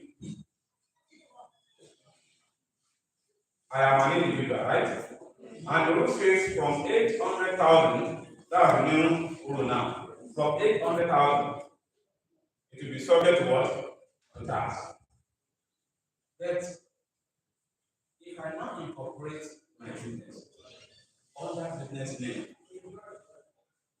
and I call it creative creation or whatever, enterprise. I'm not talking about the illegal creative creation enterprise. trying to make my business more legal so that it look more corporate. If they send 100 million to that account now, or they send, let's say, 30 million to that account now, don't forget that Adeyemi or Creative Creation Enterprise is still Adeyemi. Are you getting me now? You are in tax, you are not separated from your business when you are under enterprise. So you have to still pay 25,000, what's called 25% whenever such money comes in. Then you don't just pay that way. You have to assess you, check your expense, check your income, then you balance it, then put it. You have to show something that okay, there is an evidence, like some document for all these transactions. You understand? For you, so the rest, not yours. You're not giving your own tax ID. So, but some people they will say, yes, okay, now avoid that 25% tax. So what I tell you to do is to now move from enterprise to limited. Because the rule says what? The law says from 100 million is subject to what? Tax. Anything from below 100 million is what? Not do that. Because they want to encourage startup business to hit a certain threshold before they can start doing business. Are we together? Yes, sir. I'm heading somewhere. Now compare it with when you now have your own business as an individual, or you are doing your business without incorporating your business. Compare it. So you can say, okay, I want to stay in enterprise. So any money that comes in and it goes beyond 800,000, then it's subject to that. Compare it to when you now have, when you eat 100, you don't know where you are going to get 100 million in a year. You understand? Some of our time is not, it can take like 5 years or 10 years before you get to that stage. Okay, but on a yearly basis, I become about 100. Are we together? Now, some people now say, okay, I want to go and register a limited liability company. And I call it Creative Creation Limited. They now abandon, you can operate it from space. They now abandon the enterprise. You have the limited liability company. There is nothing else. Don't forget, when you are under limited liability, the rule says the business is separated from the owner. The moment you register it as a business, you are separated from it. You are expected to have structure. Are we together? And that structure is that you must pay yourself salary, you must put some things in place. It will not be physical structure. You understand? Then you have to have something to show for it. Now, when they now pay you money, you want to try and see how you can reduce tax. That's why you move to limited liability. But because you are now paying yourself salary from any money that comes in, you can start to say, I'm collecting so that you will not hit 100,000. I mean, 800,000 threshold. You understand? I'm collecting 70,000 on a monthly basis. I'm collecting 50,000 on a monthly basis. At the end of the month, not hit 800,000. I mean, or at the end of the year, not hit 800,000. Some people say, okay, there will be a certain transaction that you will do. 100 million will not come in at once. It will come in 3 times. And before you know it, it will be more than 100 million. Some people say, the moment that money comes in, please move it. They will create like 3 companies again. And move that money. And the moment you do that, is good. I mean, according to tax law, no, they will check your bank statement. They will also check, they also have government have access to all your bank statements. If you give them one, they will present extra two that you have, that you issue.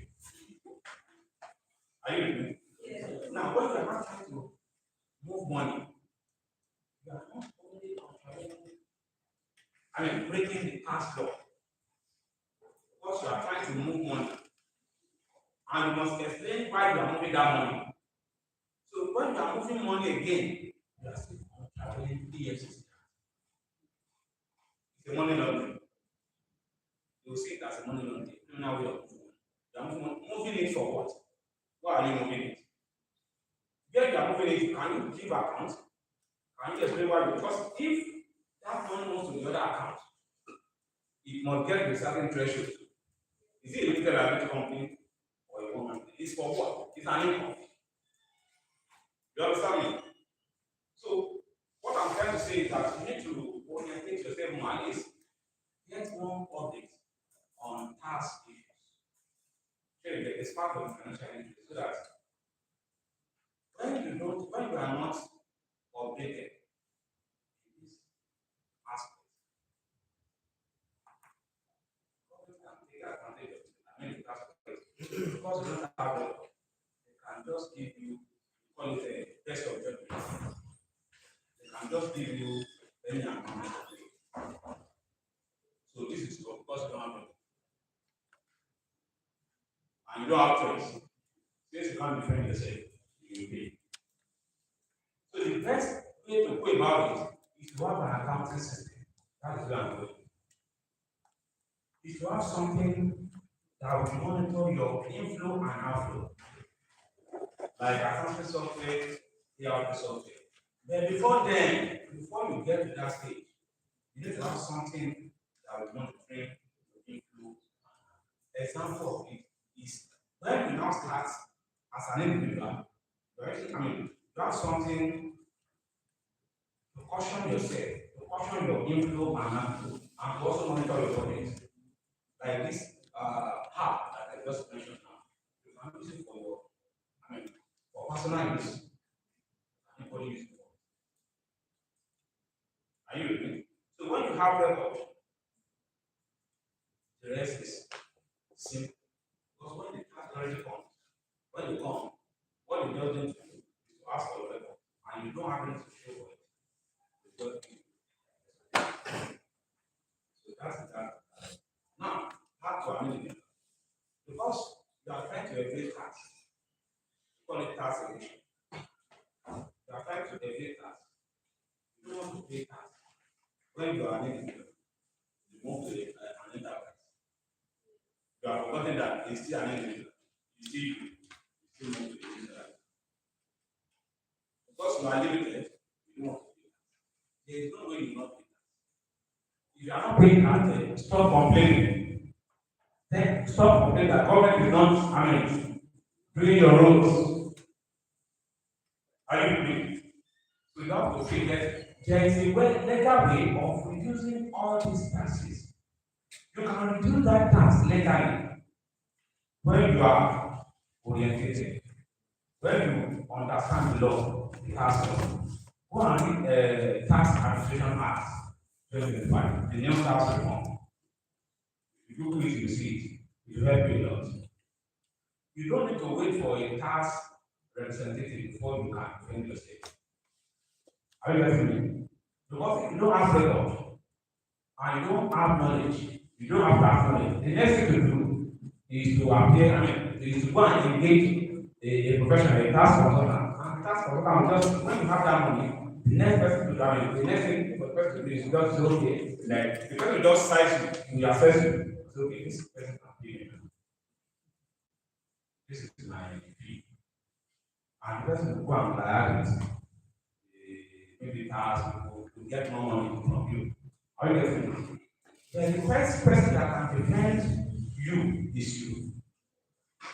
Are you with me? So you have something to show for it. have a record. How do you have a record? Have a system. The system can come in form of application. The system can come in form of, ERP software. That's if you are an enterprise. I'm sorry, a business. Are you getting me now? So now, let's go back to this particular. So what you are going to do now, we are going to group ourselves. This line is group 1, group 2, group 3, group 4, group 5.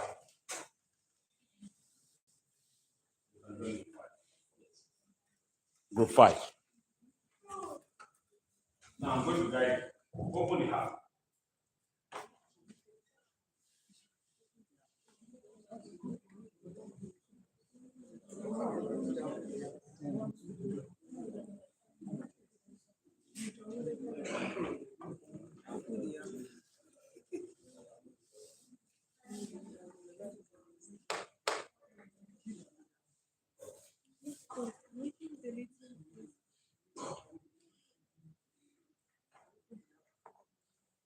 When you open it, begin.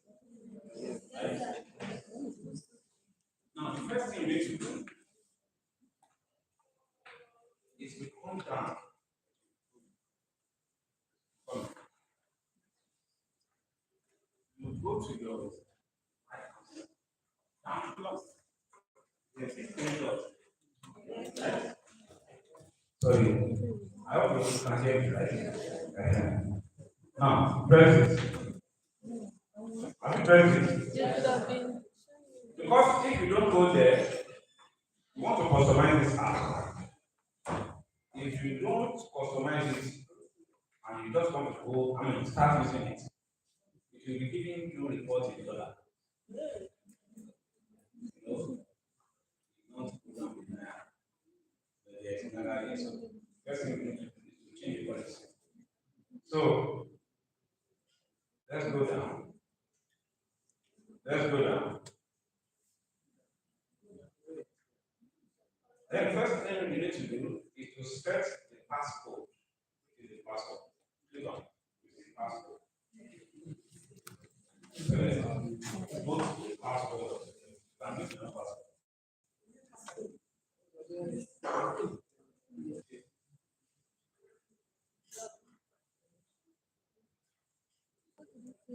Have you done that? The second one, so you can move. Okay. Once you are done, go back to that meeting again. Are you still there? Yes. Now, the second thing to do is to work on the currency. We see maintain currency set. Main currency. Sorry, main currency set.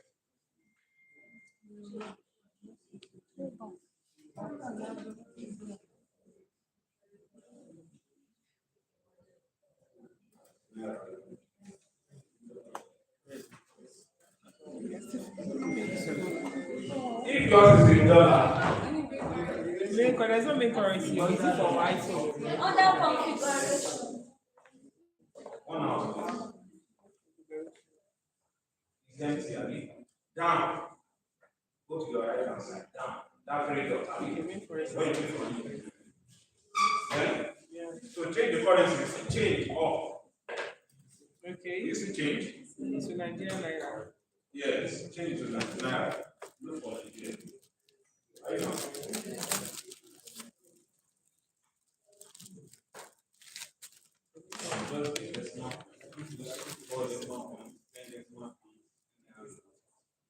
Once you are done, go back to the main page.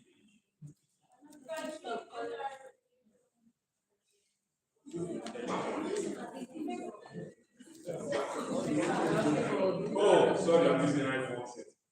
Okay, yeah. Let's combine it. I have that. Please download the okay.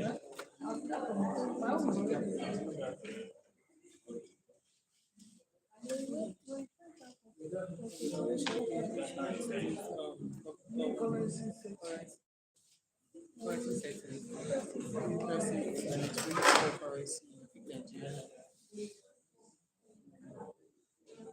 So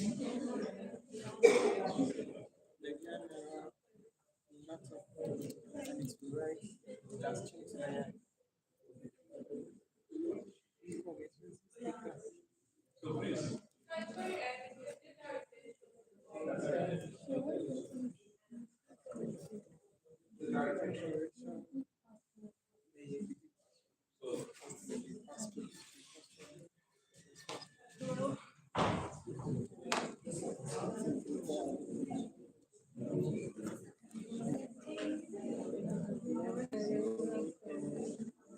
Are you done? Okay. Can I proceed? Okay. Now, from that setting again, sorry, I'm not using it. Just okay.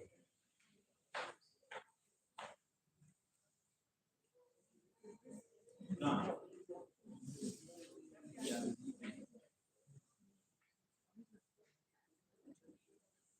from this setting, you know this setting.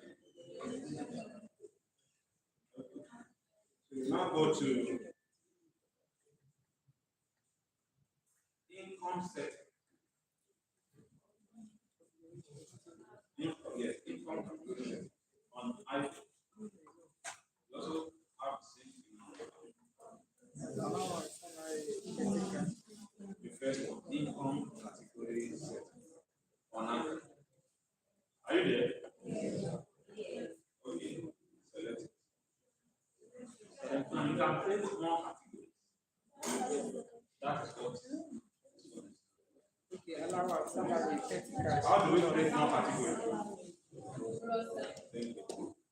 So let's create one. Let's create one category. We have salary. Can it?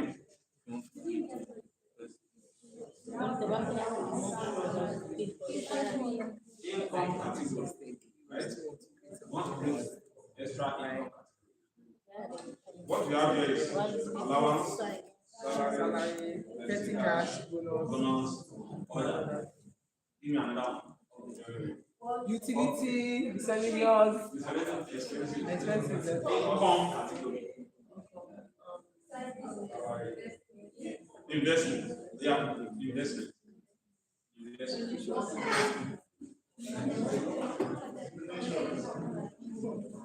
Please, I don't have. Have you done that?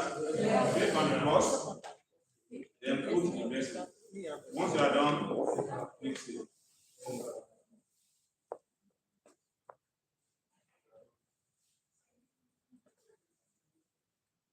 Okay. If you want to add more expense, you go under expense category. Can you see it? Select. So, if there is any expense, what do you say? Under income category, we have expense category. Right? Yes. So when we select it, you know, expenses are always much. I mean, they are always present. So we can always create one expense like meal, entertainment, and the like. Just add, let's create meal if there is no meal. But there's no transport. You only have transport. Yeah, let's create one expense. Just one expense. Expense, transportation. Just set it as a subscription. Have you done that? Okay. Data subscription or internet subscription. All right. Because you feel more. Are we together? At least one house. One house.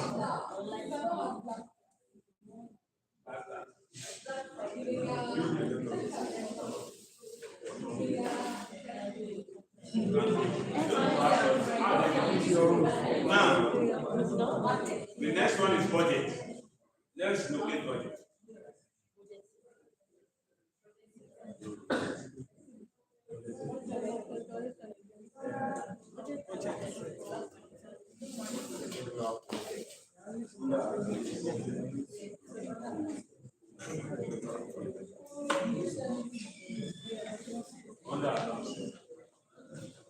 Are we there? Now, you can create one name and you can maintain what you have in it. Are we together? Let's assume you want to maintain what you have here.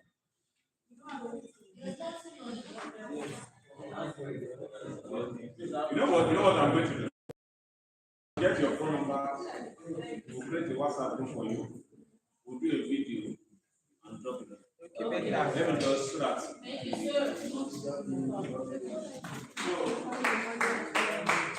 Now, what's your name?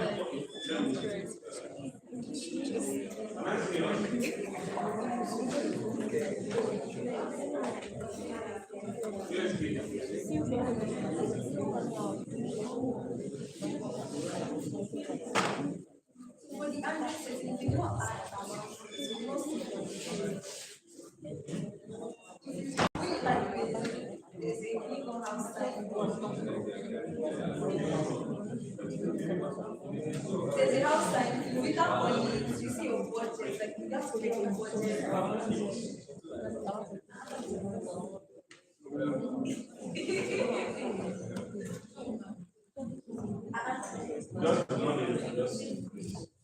Are we together? All right. So now I'm just trying to explain something. When you are done with setting, the next thing to do is to budget. Are we together? Yes. Go back to that budget and set your budget. For example, in December, December, not budget for 2026, budget for food, budget for data subscription and the likes. Just select that budget. You see space for figure. Put figure. Sure again. So once you put it, you save everything. Once you are done, that's your budget. Budget caution you.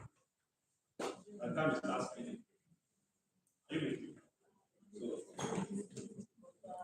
now you can also go back to setting and select notification. So that on daily basis, because you know when you want to spend, right? On daily basis, maybe to notify you and close of work. You understand? Or you understand? So that you can key in your action. Are you with me?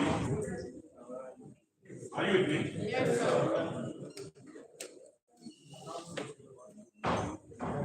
Got it? See, you can navigate. You understand? Navigate around it. It's very easy to understand, but I'll still do video. Like I said, and drop it. You just navigate around it. It's very simple. So once you are done with the set, that's where you set the budget. You can only set the budget on that setting. You understand? After setting the budget, the next thing, which is the actual, which is your re-spending now.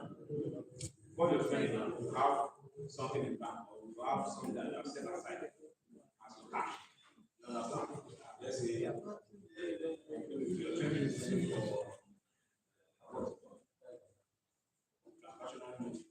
you understand? So, I mean, that's what you put it in. Either cash, then you can name the name of the cash. Just say when you set your account name in budget, you can name, can create a Zenith bank. If that cash is the Zenith bank, you understand?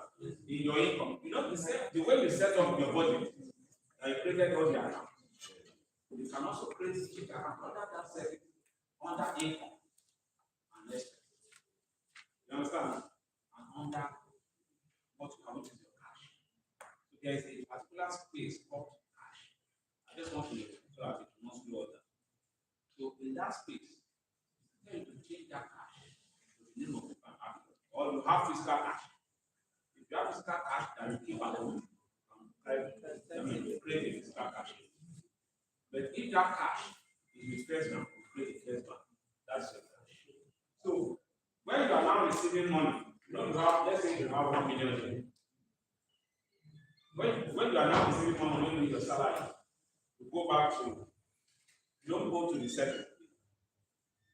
You come to this first one by the left at the bottom. Just first one by the left at the bottom. So it will show two columns, which is your income and your expense. Is it showing it? Yes. Then you start picking it. If you just receive money now, your salary, there is a plus. Do you see plus? Yes.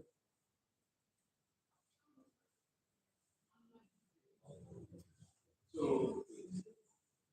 as what you mean, if money comes to you, it does come with half.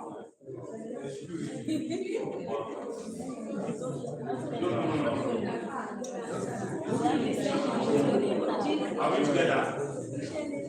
That is, see, that is the advantage of when you are using OPay. Hello. When you are using OPay,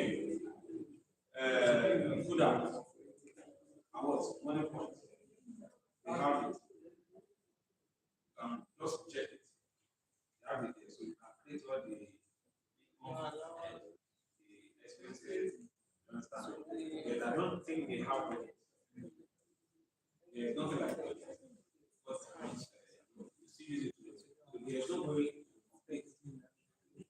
You understand now? And we are actually this because of budget. And there's no way it will now sync from your bank account to this app. Then if you are using your whole pay, you know your whole pay is here. And when you are paying something, you say, okay, which head? Which head? I mean, it has. When you pick the head, it go there straight. Stay there.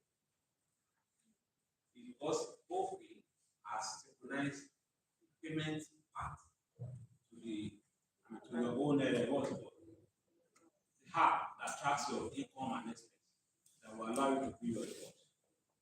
You understand now? But the situation whereby you are not using that, you want to also you need an app that will also incorporate budget. I will advise you to go for this. It's free of charge. Set up your budget.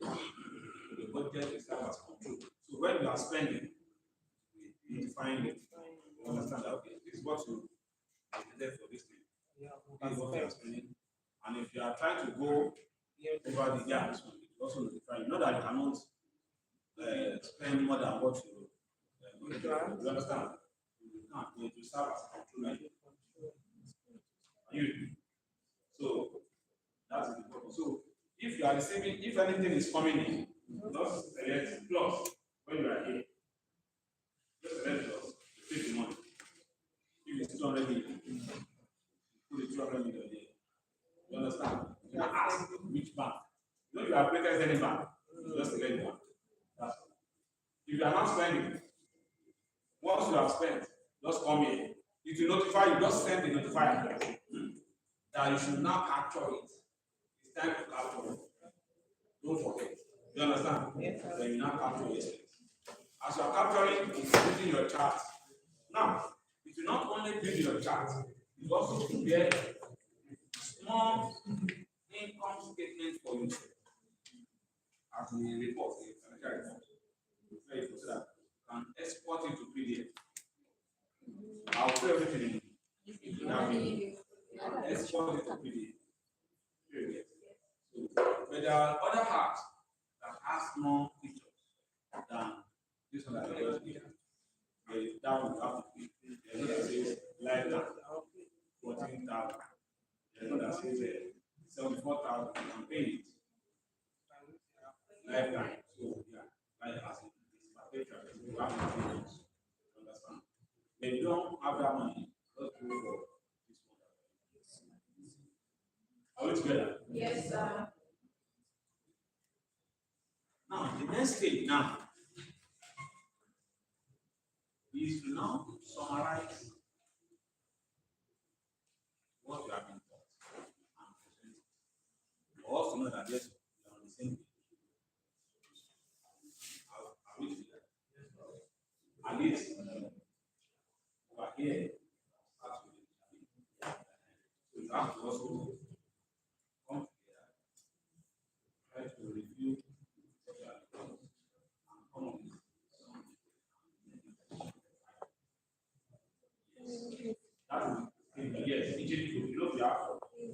5 to 30.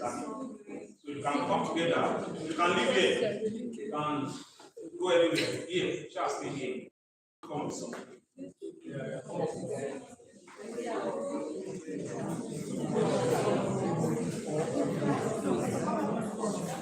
Hello. You can focus on all the 3 modules or the first 2 modules. Because the 3rd module, you are here to, you understand it? To complete it.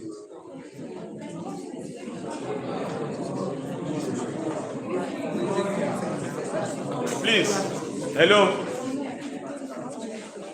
You have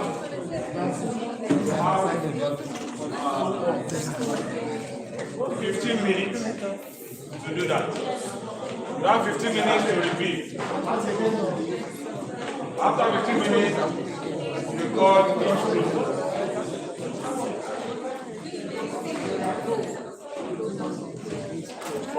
Hi, Samson, how are you doing? He has not gone now.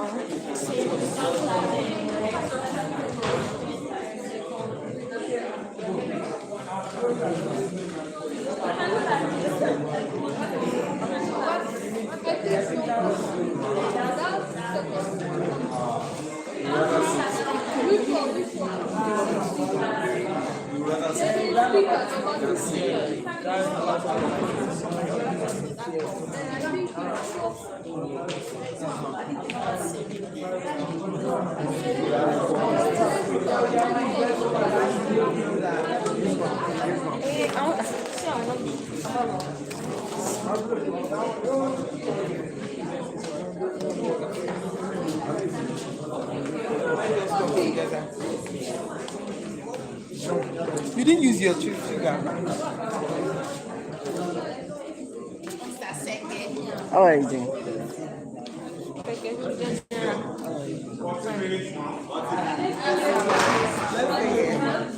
Calm down.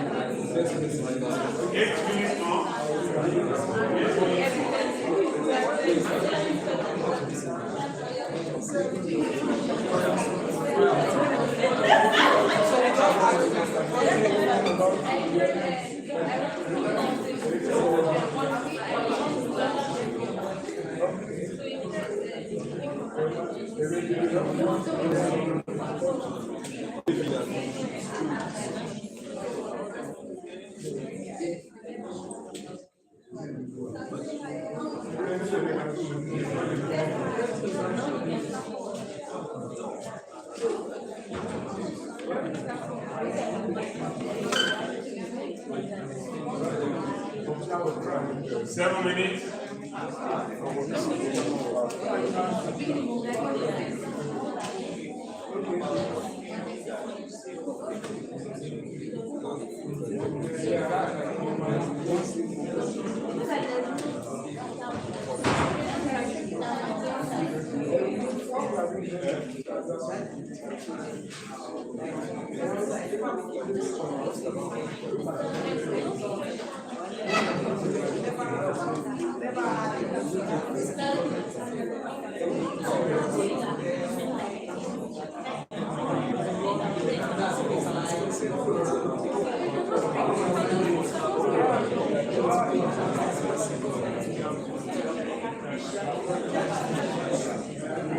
5 minutes more. 5 minutes more.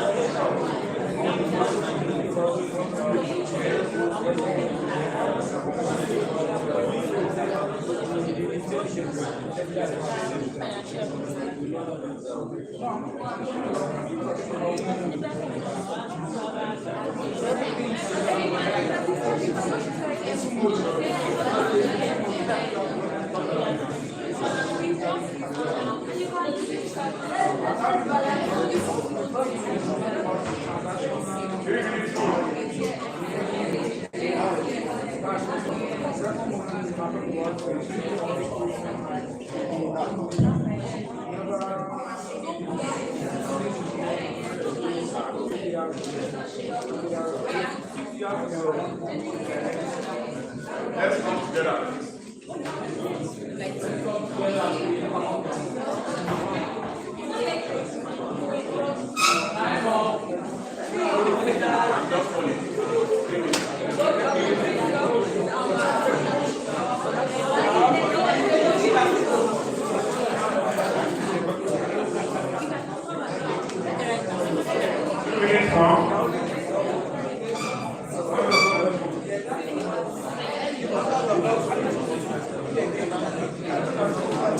Let's round up. Let's round up.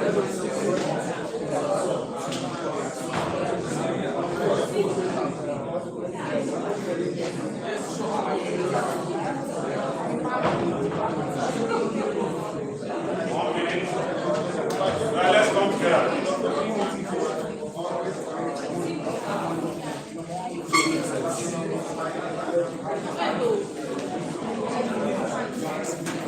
So, who is your group head?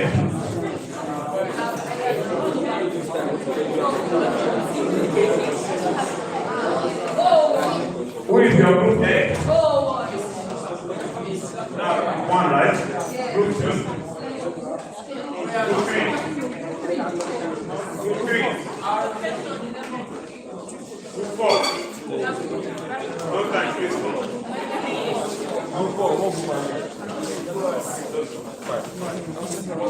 One person.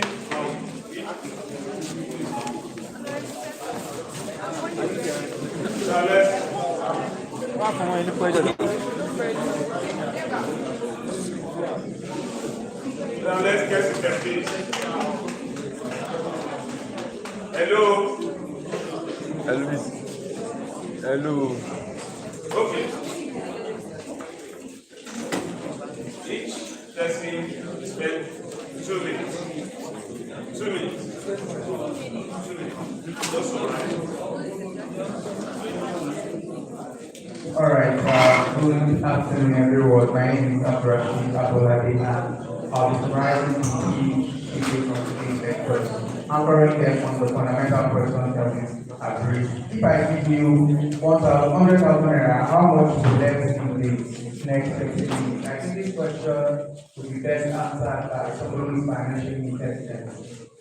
And this is the base of our module 2. So the module explains why we need to create wealth and also the intelligence financing. Second question is why are people poor despite any salary? And I think this links back to strategic financial planning. Why we must understand that despite any salaries, we need to know which markets we can play with, right? And also what type of risk we are prone to. Finally, the last question looks at this salary alone makes people rich. What are people looking for after 30 plus years of service? And I think technology fills that gap. In the age of digital technology, we can leverage applications like money managers introduced during the last session to help us plan our budget and also understand our treasury. Thank you very much. Thank you.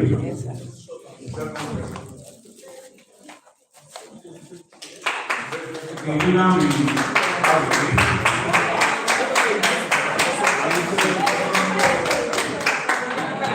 Good afternoon, everyone. So I'll be summarizing the first session first.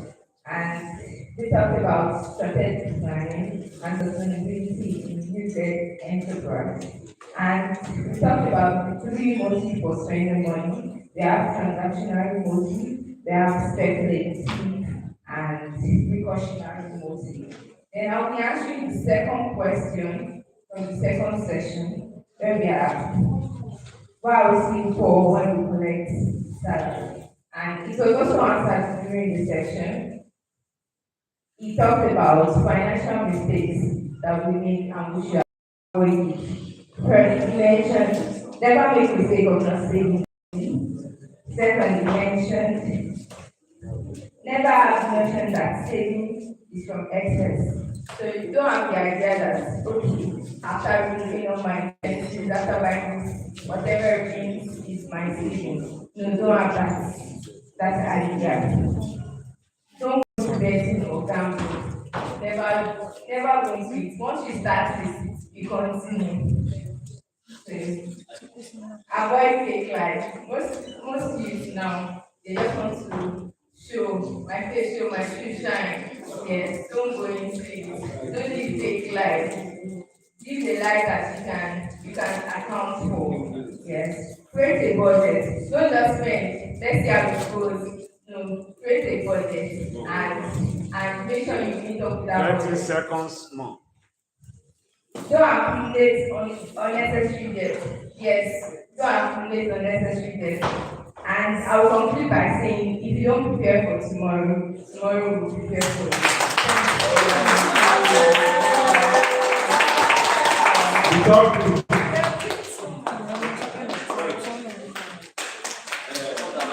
Please, we have what's it called? Training evaluation form.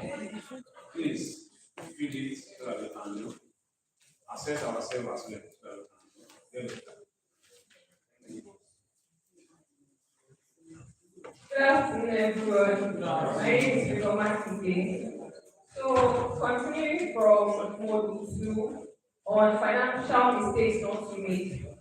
Number one is saving early. What this means is that we are young, and yes, we might not even have a legit source of income, but whatever you make, it's just like an encouragement that you should try to save it like 10%, or even if it's 5,000 naira. Some of us think 5,000 naira is so small, but by the time compounding effect comes to play, you see the beauty, because that is why investment is what it is. The money compounds. It does not just stay in one place. Another mistake is that we should not go into poor investment decision. So whenever you want to go into investment, even if you can't look at the financial statement or you can't track the financial background, try to see if it is licensed, registered by SEC, that's Security and Exchange Commission, or by the Nigeria Exchange. You can see all this information online. And also, it spoke about financial education. Now, financial education is not until when you pay for it. It's available on YouTube. All these bamboo, they have YouTube page where they create short videos, short clips, or they are going to educate you on what is stock, what is mutual fund. Our facilitators are really trying today, but by the time you go online or even ask AI, it's going to deliver all these things to you. So those are just the mistakes we should avoid. And please keep on learning, keep on encouraging yourself. Thank you.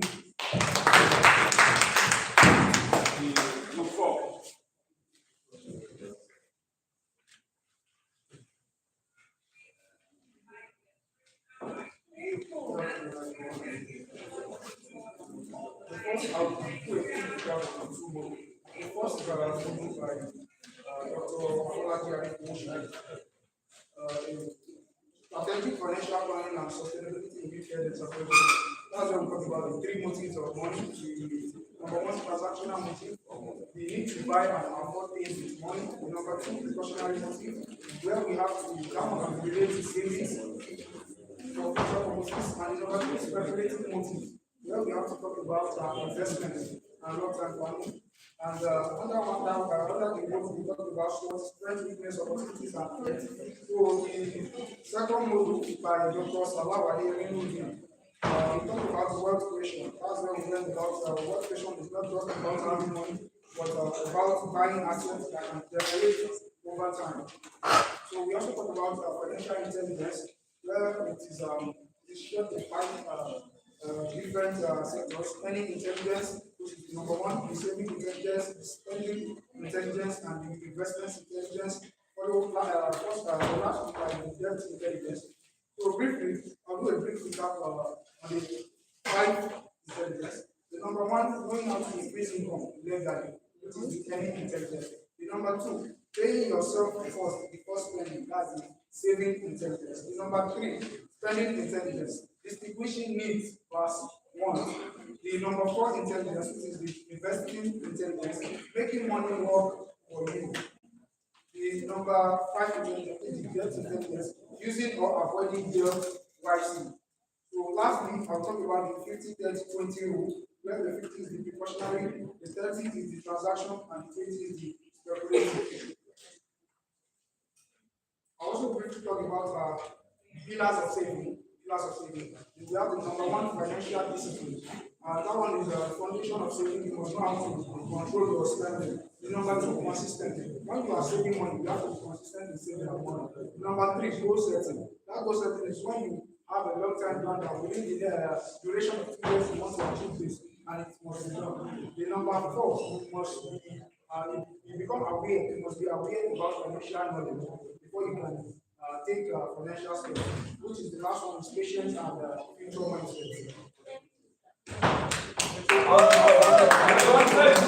I'll round up with a brief saying from Dr. Adeyemi: never borrow short for long, never borrow long for short.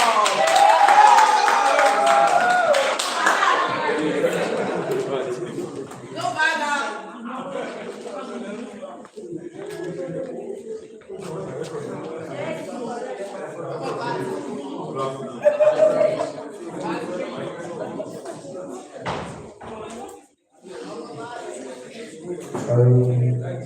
Good afternoon. So, actually, my next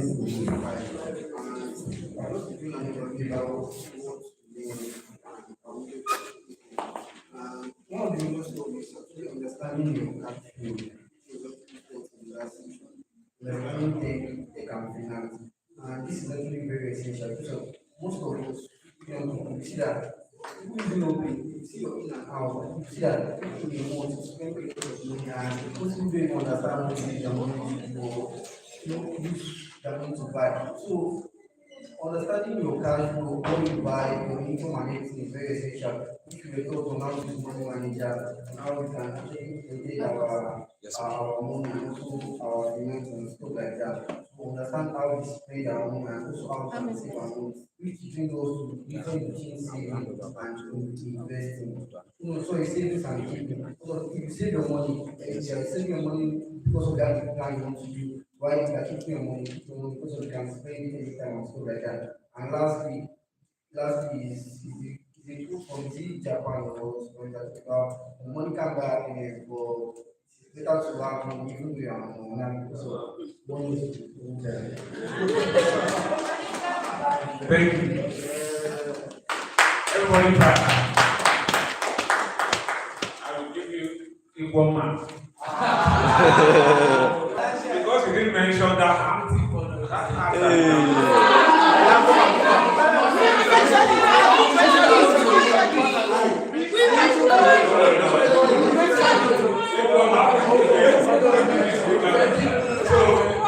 this note, I want to say thank you. I want to hand over the mic to Dr. Annie. Okay. All right.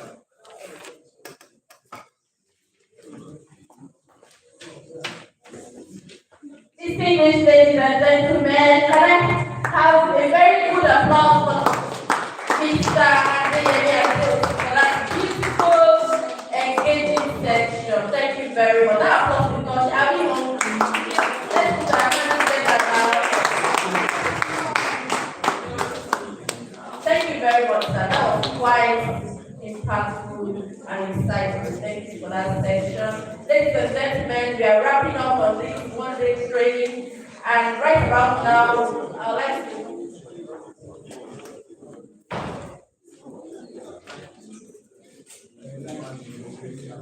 please kindly fill the evaluation form and make sure you submit it while you're on your way out. Ensure that you fill the evaluation form, please. It's very important. And now we are moving on to the final part, which is question and answers. If you have a question, please raise up your hand. If you know you have a question, raise up your hand now. Or forget about it. I'm going to have how many people are raising hands. So 1, 2, 3, 4, 5, 6. So we have only 6 questions. So we are going to start from the front.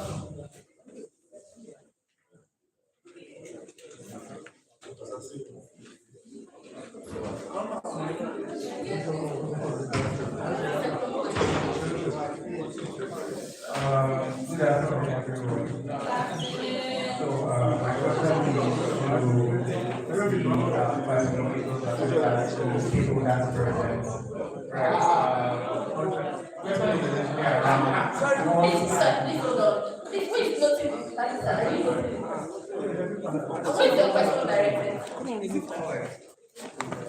Please, general. Okay.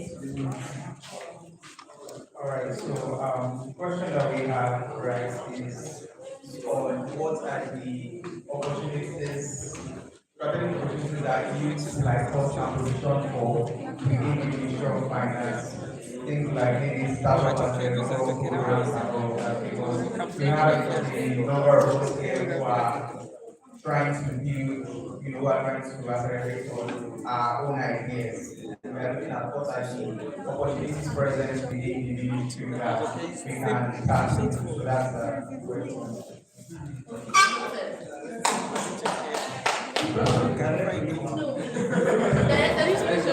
Yes, okay. So what's the next question? No, I can't.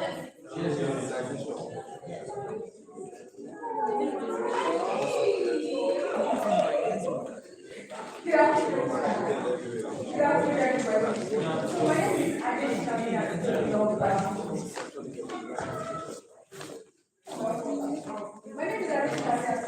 So I'll be directing my question to the 3 participants here. So to someone who has 100,000 naira monthly, so what would be your own proposed financial strategy for that person and relate to within the next 5 years?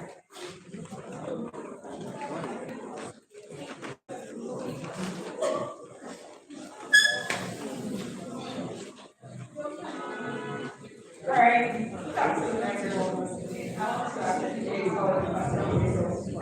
because I really enjoy this. Aside from the my question is about schooling as well and undergraduate.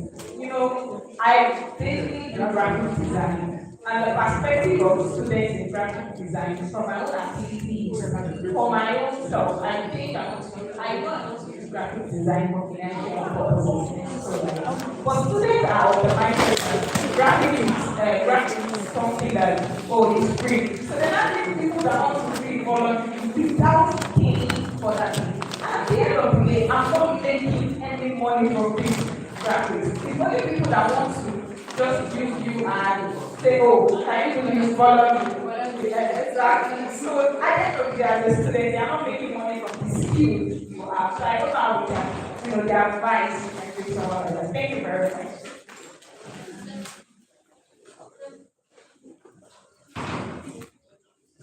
So my own question goes to Mr. Aiden. Okay. So now, the question is about the tax. About the tax. And I want to have a situation where I have to pay the tax in an organization. So I want to use the organization I was supposed to pay particular tax for the amount I was supposed to pay. So someone explained to me that there's something they call withholding tax. So I don't understand that. I just pick that tax value, just use the facility of those people. So later, someone told me that I'm supposed to have parents that I need to withholding tax. So which I don't understand until now. So I've been trying to ask people that what is withholding tax. Maybe it's the withholding tax is to use that tax because the tax was not originally. So maybe if I use it for maybe it's going to be something I need to hold the money I will use my I already use my skills. So that's my question. What is withholding tax and how does it work?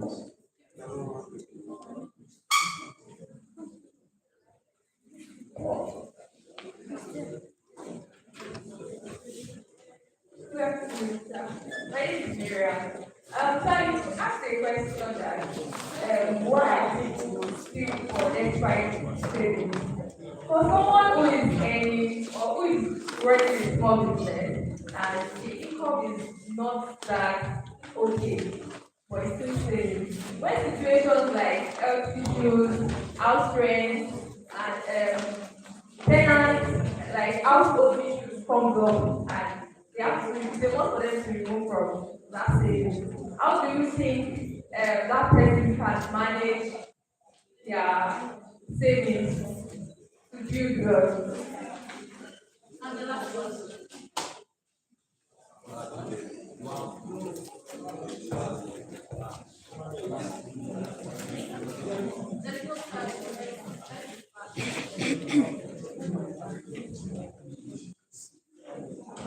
Okay, you everybody. Thank you.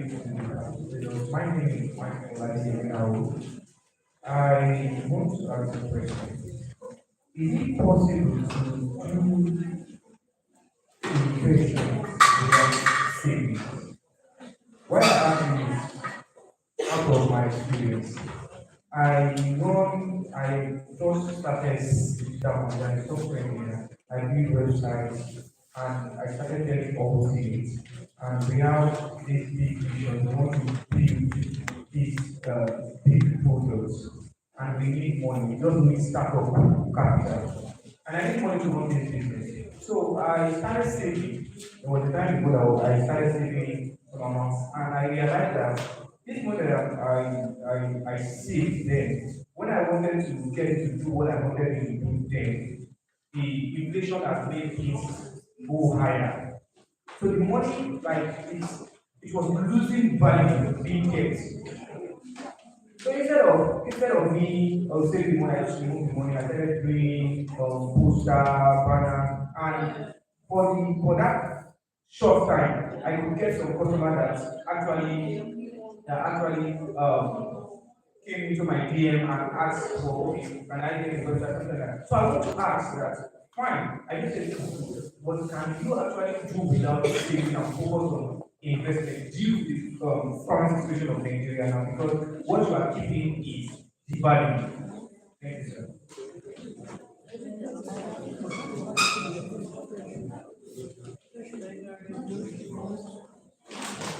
And now go ahead and raise your hand.